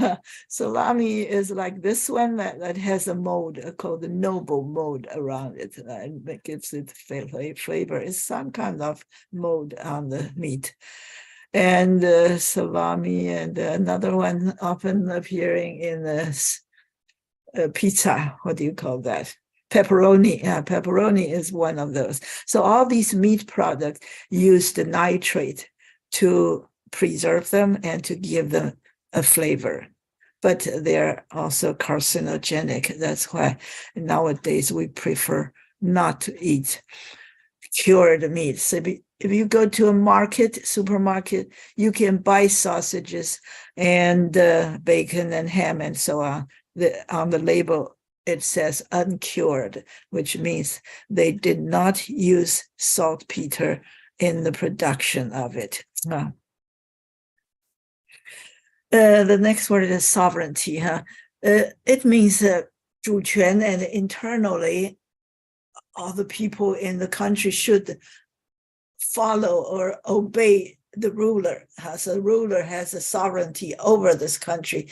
However, externally, in the world, this country has its own sovereignty, so that other country should respect them. They should not just come in and take it over or push them aside or whatever. So this is a sovereignty in our as an adjective. It doesn't have the T and the Y after that. So it's a sovereign nation or a sovereign government and so on. So this is nowadays very much being touted as a dignity to be recognized by other states. For about 100 years, 100 years before that 100 years, that was a time when the European country neglected to respect other countries' sovereignty. On the other hand, there's a new thing about the sovereign wealth fund. There was the stock market where you have individual investors and you have institutional investors, which usually means a pension fund or an insurance company or something that had a huge collection of money, and they would put their money investing in different entities. And because they have more money than individuals, they have more influence on the stock market. But it's a newer thing to have sovereign wealth fund into the stock market. There used to be just individuals and institutions. Actually, institutions are much bigger than individuals, because 100 years ago, very few people as an individual would go into stock market. But nowadays, a lot of people have money in the stock market, or especially in mutual funds, because they buy those instead of buy each stock, so they can have other people manage the investment for them. However, after the individual and the institutional investor came into the market for 100 years, suddenly more than 100 years, I would say, suddenly we're facing a new huge force that is a sovereign wealth fund. That is the investor which came from a government, because, for example, Saudi Arabia, they sold a lot of oil and they did not really know how to spend all that money. So they opened a government fund and they do investment all around the world, and they're very influential on the stock market. And other people, you can say it's China, for example. China had a lot of foreign reserve. They sell so much things to the market. Just about everywhere in the world you can buy Chinese food, good and cheap. So they got lots of foreign exchange reserve, and they would buy things on the stock market or the bond market and so on. So these are huge country government acting in control of the fund, and these are called the sovereign wealth fund, or they can be called state-owned investment fund, and so on. Okay. And there are two words here, overt and covert. Overt is open, and covert is concealed. So covert is like action done by CIA. They secretly did things that they do not want others to know, while overt is open. Okay, so there's other words that are similar. Overt, you can say manifest, which means publicly declared. Open or patent or plain or unconcealed. While covert, you have the synonyms like secret, surreptitious, and concealed. And then we have this word, which is simple, which means conspicuous, that is obvious, easily noticeable or attract attention, especially if it's ugly. You would say it. Here's the sentence. He had a conspicuous lump on his forehead. You can say forehead or forehead. That's how this word is used. A catastrophe is like a disaster, but it's grander in scale. It's very big, like earthquake or hurricane. While disaster can be small, if you a tree fell on your house, that's a catastrophe for you, but to the insurance company, that is tiny, because if a earthquake hit, the insurance company is in great big trouble. So it's a disaster beyond expectations. Okay, that's how this word is. Catastrophe. You would pronounce it with a phi at the end. Rupture means to break up. Well, we were talking about the ice dam in Missoula, when the ice, at the end of the ice age, lots of ice melted and the ice dam broke and created waterfalls and the falls, and lots of land, surface of the land was changed drastically. That's because the dam ruptured. Medically, you can say, for example, my eyeball had a retina on the back of the eyeball, and the retina ruptured. So 这个视网膜剥落, that's a kind of rupture. And this is a hole, 我们叫做锄头. When I was little, we consider a hole something to just dig the soil. But when I came here, many of the holes you don't use to dig the soil, but you scrape the surface of the soil in order to clear it of weed. So it's a weeding tool, okay? So it can be a tool that can dig or move the soil, or it can just scrape it to clear the roots or the weed. So the strength is applied in different ways. The one on the left, you would hold it up and chop it down. And the one on the right, you would just scrape just the top of the surface. And the word acerbic means tasting sour or bitter. And so when we use it, we would say this person's attitude is sharp or harsh or biting, or very sharp way of acknowledging or divining things, not necessarily 刻薄, but 鞭辟入里. So it's got more than one meaning to it. Autograph is simply a person signing his own name. So if you are a fan of, I don't know who is a big celebrity right now. For example, if you are a Liu Dehua fan and he is having a concert in your town, and you would go there and hope that he would sign his name, preferably with your name on top, saying, dear who and so, and sign his name, or good luck to you, or whatever. And that is an autograph you would like to keep forever. And this, some famous people had autograph. They can sell it on the market at auctions for a lot of money, and it's rare enough. And this one is about the book we mentioned last time. It's called The Catcher in the Rye, and it's called 麦田捕手. And this doesn't mean anything, but it is an American folk song. If a buddy meet a buddy coming through the rye. It doesn't mean much at all, but J.D. Salinger used this, mentioned it in his very famous book, and he named that book The Catcher in the Rye. So it doesn't really mean what the lyrics in the thing means. It just means that the hero of this novel, Holden Caulfield, he at one time in the story, he heard the song, or he himself was singing this song. So Salinger used this to name his novel.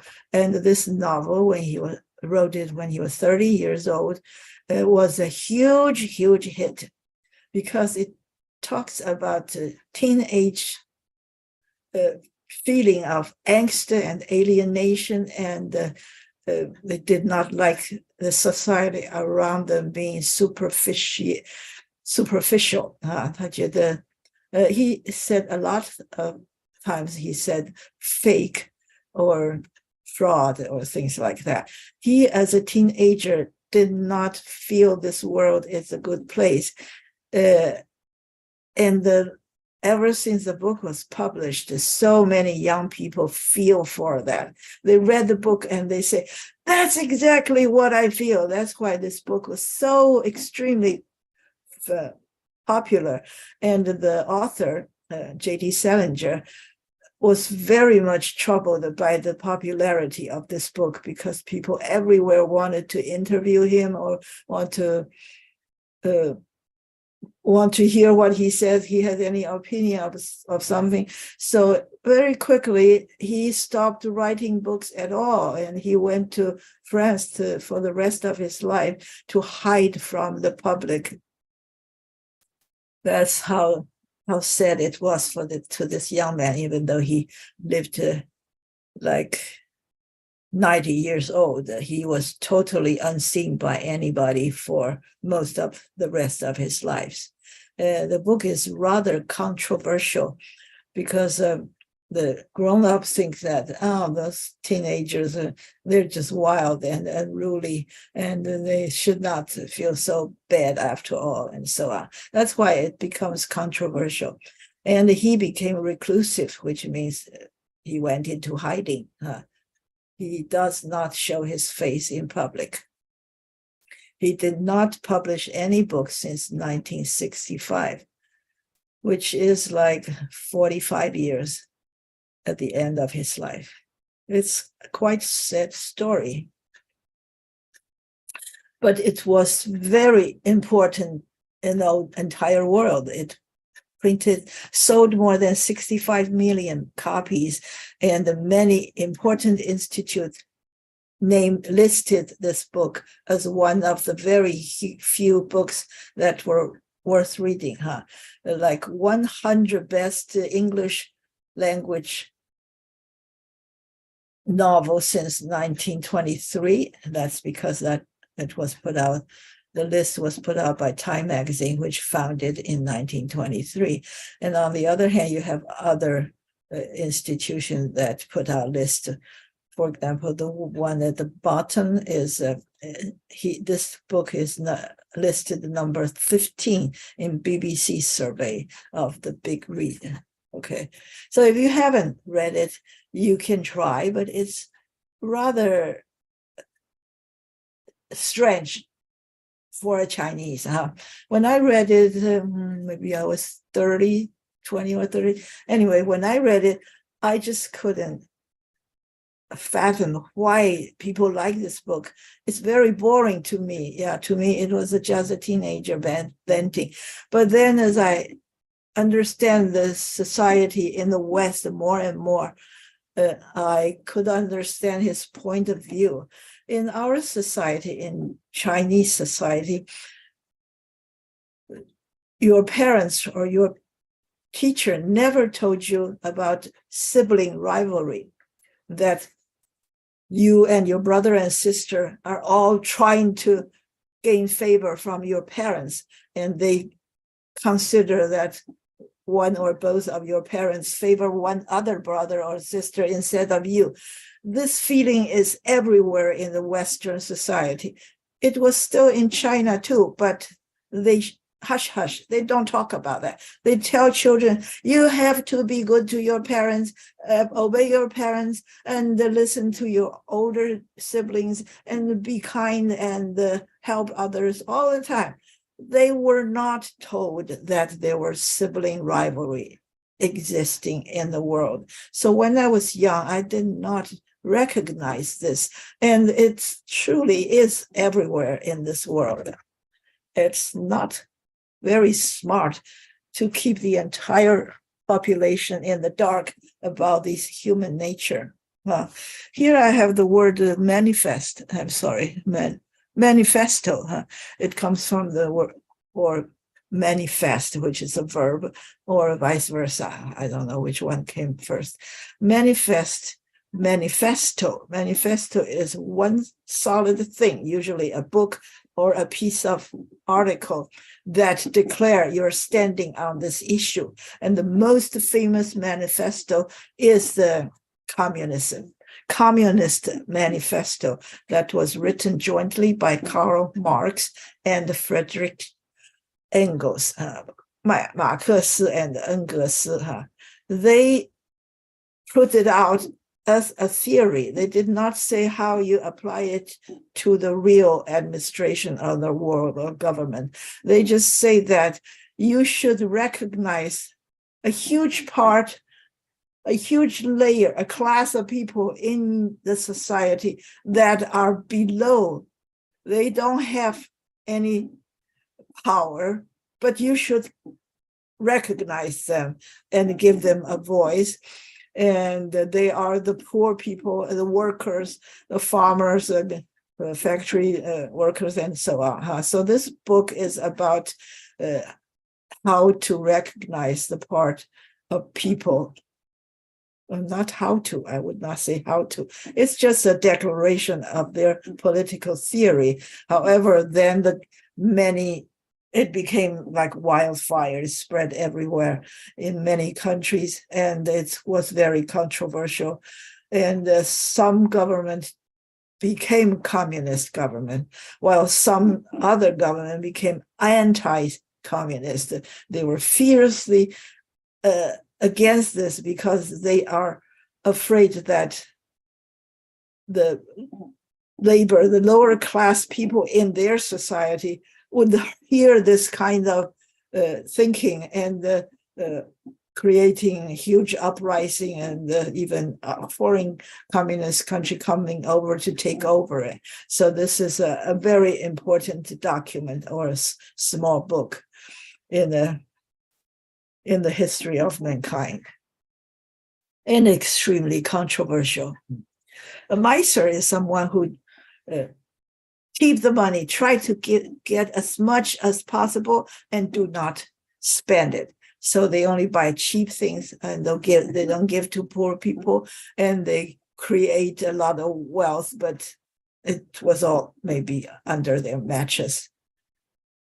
Okay, so there are two examples. One is Ebenezer Scrooge was a stereotypical miser. Stereotypical means typical, very starkly typical, the example of a miser. He spent nothing he could save, neither giving to charity nor enjoy his wealth. That's a typical example of the word miser. And here is something I've never heard of. Katharine Hepburn and Howard Hughes were all famous examples of misers. Now you know. And these are some words that are similar to miser, because this word is very common. People want to express this feeling all the time. So there were many commonly used words that were taken over but to become the word miser. Here we have fraud and imposter. I hope I'm close to the end. These three words are very similar. Some are verb or noun or adjective. So they are a little different in use. A fraud could be a noun, which means to cheat illegally, or in order to make money for the cheater, he defrauded somebody. And these are all the words that came from the word fraud, and there are different types of fraud. An imposter is a person. This person has to be imposing that he is someone else in order to gain something, to cheat you out of money or whatever. So the imposter is definitely a bad word for a person, not for an act. But the similar word is impersonator, who's also taking, assuming to be a different person. But this is not an illegal thing. There are lots of comedians, they are impersonators. They would stand there and they would talk like a famous person, for example, talk like Obama or talk like Jimmy Stewart or whatever. So they are impersonating a person, but they were not really trying to cheat you out of money. It's just to entertain. And hoax is usually a noun or a verb, meaning to play a malicious game in order to cheat people, either to maliciously or mischievously. Mischievously means to 淘气捣乱的 malicious is 有恶意的 And the person who did this hoax is called a hoaxer. So a hoaxer could be an imposter, but imposter means that you pretend to be a person, not to cheat you in any other way. Okay, this is a noun, and the rebel is to 庆祝, and to 庆祝 can be a noun or a verb, and it can be a celebration or in some kind of a memorial, like a wake for the dead. A wake is a kind of service, usually at home of the dead person. People, friends and relatives, in addition to going to a funeral at a church or a funeral home, they would spend time in the dead person's home and eat some food and think about this person and talk about his life. That's called a wake. And here's a painting of a wake. It's mostly in Ireland or Wales. Rebel is a verb, and the gruff is a 粗暴的人, which we used to describe the actor George C. Scott. And indefatigable means can never get tired. It comes, of course, from defatigable, and it can be turned into indefatigability, which is a noun. And this is deprive or deprave. There's a difference between deprive and deprave, and turning into deprivation is a noun. Deprive, to take it away, and deprave is a person lacking things. He's got things taken away from him already. That's called the deprave. And vexation, these are two words we used to describe the novels written by Charles Dickens. These people are deprived of financial goods and vexation. So they, as a result, they went through trouble. That's what the word vex means. Vex is the noun, is a verb. And there's a seance I told about. We had a seance. This is a Whoopi Goldberg playing a medium in a seance. And on the right-hand side, you have the magician, escape artist Houdini, who could, in his magic show, he would recreate a seance. And the libel is to be accused of libel is that usually a rich and famous person accuse a reporter or someone else to have committed this crime of libeling this famous person because they talk about his personal affairs or crimes he did that he claims he didn't do. This is called libel. And legally, it is a very important term. It's an insult that damage your reputation. That's what it means.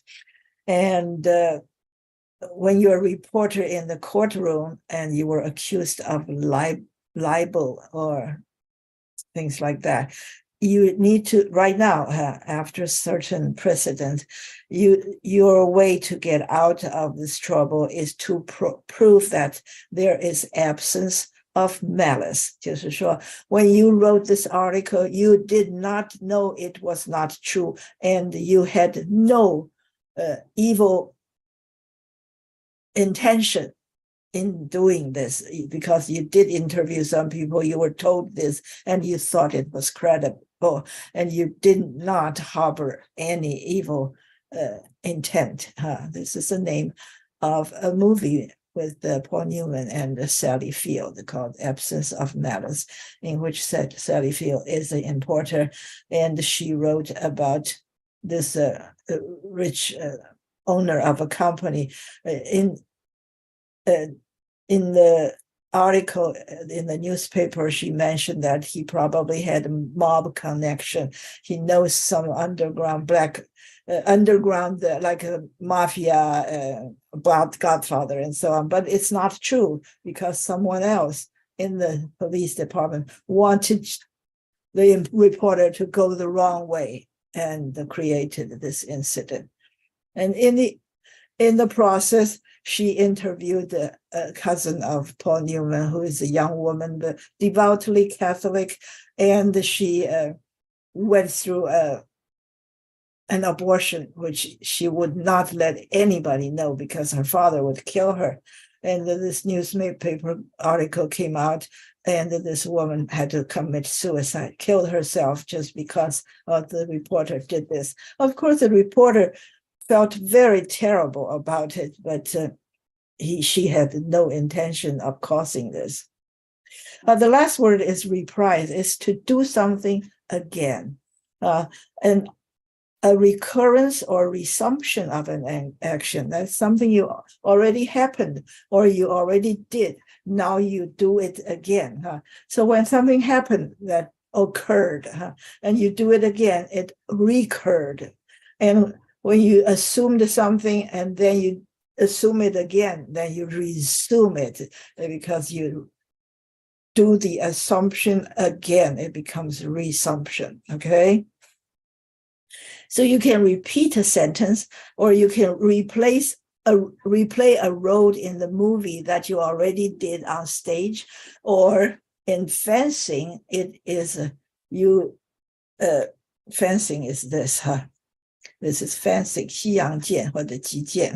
If you try to attack a person and you did not succeed, then you regroup and came back to the original position, and you start again to do the same kind of action. That's called the reprising in this. I'm not going to show this, okay? You have the link to this song, which is not a very good rendition of this song. It is a chorus. And I had a difficulty finding a copy of this, and this happened to be the only one with lyrics in it. And like some of the very good songs, you can choose from hundreds of them, if not dozens. You can choose from many rendition or many versions of a certain song and pick some good ones, but this one is not good, okay? But I would spend the same amount of time by reading the lyrics to you. Where the mockingbird sang sweetly many years ago, where the sweet magnolia blossoms grew as white as snow. This is about the magnolia. There I never thought that sorrow, grief, or pain could come ever to crush the joy and the pleasures of my sunny home. So he's someone thinking of the old times, about his home that was sunny, a wonderful old time. And now that probably everything is still the same, but he is older and he probably went away for a long time and came back, and he saw the mockingbirds and the magnolia and so on. And he felt such big sorrow and grief, and did not know that his childhood memory could cause him such pain. Oh, I'm weeping, lonely, I must roam. I'm crying. And even though I love my home, when I come back, I have to leave and roam, which means wandering around with no game, no goal. Must I leave thee, dear old sunny home? So he's talking to his old home. Must I leave? Do I have to leave you? This is the second stanza. Flowers wither, roses drooping. So in the old time, it was everything is blooming and beautiful, but now things changed. Flowers withered, roses drooping. Drooping 就是垂下来了哈. You can use the word wither or some other words. But here we, of course, in order to rhyme, we have to use certain words. Round the cottage door, and the birds that sang so sweetly sing, alas, no more. Everything seems changed in nature since I crossed the foam. Here I have this word light highlighted in red. When you see cross the foam, it means that I cross the ocean. Ocean has foam. 海上都是泡沫, especially when the wave hits the shore. It's very foamy, lots of foam because of what is the debris contained in there. So I crossed the foam. Since I came back from another country or whatever, I came from far away across the sea, to return to my old home, to my poor heart breaking, to my sunny home. Okay. And then another stanza. Other forms in the stranger faces, all that I can see brings to memory,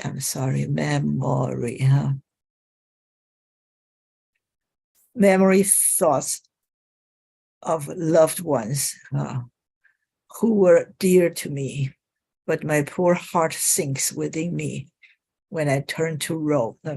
Yeah, I saw all the people and things, and bring back the memory of my loved ones, but I have to leave, turn to Rome again, wander far from all I loved and cherished. Goodbye, sunny home. So essentially, he is someone who came back to his home from far away and feeling very sad, but must leave again. And if you know this melody, you can sing this song because we knew the melody already. Here are a few things I want to show you. A mockingbird. It is just a regular bird. It's a little bigger than 麻雀. So we all know 麻雀 from everywhere. Anywhere you go, you can see 麻雀. And in Americas, that is the North and South America, it's indigenous here, this bird. So European people have not heard of mockingbird before. And the reason it's called mockingbird is because it can mimic, just imitate the sound of other birds. So you have other birds singing, and all of a sudden this mockingbird was trying to mimic that bird. For his evolutionary reason, he wanted to do that. I don't know why. And I did see this one. It's in Galapagos. I took this big picture on the beach, and it's on an island called the Rabito. On that day I mentioned. And on the same trip, I went to another island called James Bay on another island. And the tour guide said, this is the mockingbird nest. We did not see the mockingbird in this nest, but we've seen lots of mockingbird everywhere we went in the Galapagos Island. Here's a picture about why you call the sea foam. This is called the sea foam. And here's a picture of William Shakespeare Hayes. And he wrote a lot of songs, and some are more famous than others, and some are very low comedy, and some are holy and pious. Pious means religious mainly Christian songs. So he wrote 350 songs, and this one is one of his maybe more popular ones, and it went to Japan and China and got turned into 一儿时. However, when he was alive, he claims that the famous song Dixieland or Dixie, or I Wish I Was in Dixie. This song has many names, which was very popular. And this Mr. Hayes claims that he wrote that song, even though it was published under the name of Dan Emmett. But when people asked Dan Emmett for proof that he actually wrote the song, he did not provide any proof. That's why it becomes very controversial. And many songwriters claim to be the author of this song, including Mr. Hayes, who is more credible, but he did not really produce any proof either. So the song, I'm sure you have heard of it, and if you have seen the movie Gone with the Wind, there was a train of injured soldiers coming back from the front line, and lots of people were there to welcome them or to welcome their loved ones, such as Ashley Wilkins,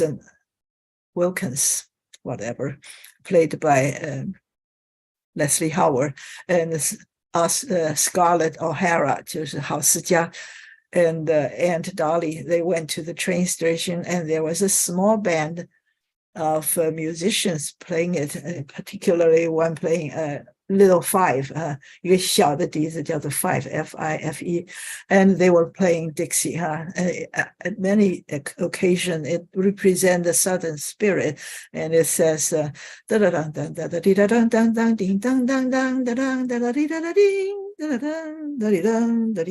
that's called Dixieland. And I also have this link for you. And you probably would not be pleased either, because it's not very well. It was a chorus. I was trying to find some other. There was one with Japanese lyrics and the Korean lyrics. So at that time, the song was popular and translated into various languages. But there was only one item on YouTube that has Japanese lyrics and Korean lyrics in print, but there were no person singing it, so you don't know how it goes. Okay, and this is the lyrics in Chinese. 春去秋来岁月如流. You can go home and listen to it. Most of us know this song, and I'll talk just a few minutes about Li Shutong. She was from 1880 to 1942, so she died a few years, maybe 7-8 years before Mao Zedong became the ruler. So we cannot say he is a 中华人民共和国的 citizen, but he was born in 1880. So for 20 years, until he was 22 years old, he was a citizen in the Qing dynasty, and then the country became a Republic of China. So you can say he is a Republic of China citizen. I think he probably thought it that way, at least in the later part of his life, for about 60, is that 40? Okay, from 1912, for 30 years of the last years of his life, he was a citizen of the Republic of China, and he's extremely popular and famous, being an actor, a painter, a musician, a playwright, a calligrapher, and carving the seals, and the poet. I would say he's most famous for poet, because he wrote this wonderful lyrics for these Western influenced songs. And he's also an educator. And in the end, he became a monk or priest. I would say a monk, yeah, a Buddhist monk. He left his wife and children and became a monk. And he did go back to his mother's funeral, and he wrote a song to go with that, which is 爱有此穷穷兮，无以心爱在天之涯. It's from a Christian song called the Sweet By and By, okay? But he made the poem specifically for his mother's funeral, about someone remembering the love of his mother, most specifically the mother who passed away just now. So he is a very, very famous to us, and we learned to sing many of his songs. And this is a brief history of his life. He went to Japan to study. He was in the art school and the music school. So he painted and wrote music, composed music, and translated and put Chinese lyrics to those songs. And he was one of the very first to do a Chinese stage play. And he himself, on the right, played Cha Hua Nu. He is a man, of course. And he played Cha Hua Nu. At that time, I bet there was no female in the college, so they had to make do with a man. So he was one of the amateur stage play troupe in China. And he had originally a wife in China, and I think that wife died. And he went to Japan and married a Japanese woman, and he came back, and he was teacher in many schools, mostly in the south, in Shanghai or Suzhou, whatever, and then in the south in Tianjin and Nanjing here. Yeah, so he was a teacher from in high school and later in college and so on and so forth. And finally in 1918, he 出家. I don't know how to say 出家. He went to the temple and became a monk. And he preached a lot, wrote a lot of books or articles about it. And his wife went home to Japan. Okay, so I could see that. I got a link to this one without people singing, and it is in Japanese and Korea. It has the music printed on the screens. If you're interested, you can go to YouTube to find this. And this is the movie that we're going to talk about 2 months from now, on March 15th. And I sent you the links, and the 2 first ones are probably more reliable as a good production, because there are tons of high school productions everywhere. And the last one is also a good production. However, they changed the ending. I did not know that until I read about it. And it has William Holden. He was one of my favorite actors, but he was a young boy in that movie. But I just detest it. I hate the change of the ending of the movie. So if you want to know what the story is about, you have to watch more than the William Holden version. Okay, I hope I make myself clear, because I love the ending so very much, and they changed it in this version because it's very, very sad. And it's extraordinary in his plot, his plan of this play. Nobody has tried anything like that before. It is revolutionary. And the author is Thornton Wilder, or Wilder, probably Wilder. Yeah, I love this writer very, very much. And I hope that's it for today, unless someone wants to say something. Oh my God. You are screen sharing. Okay. I can just put it away. Okay. Anybody want to say something? I'm sure I'm still with you. Here's a stop share. Okay.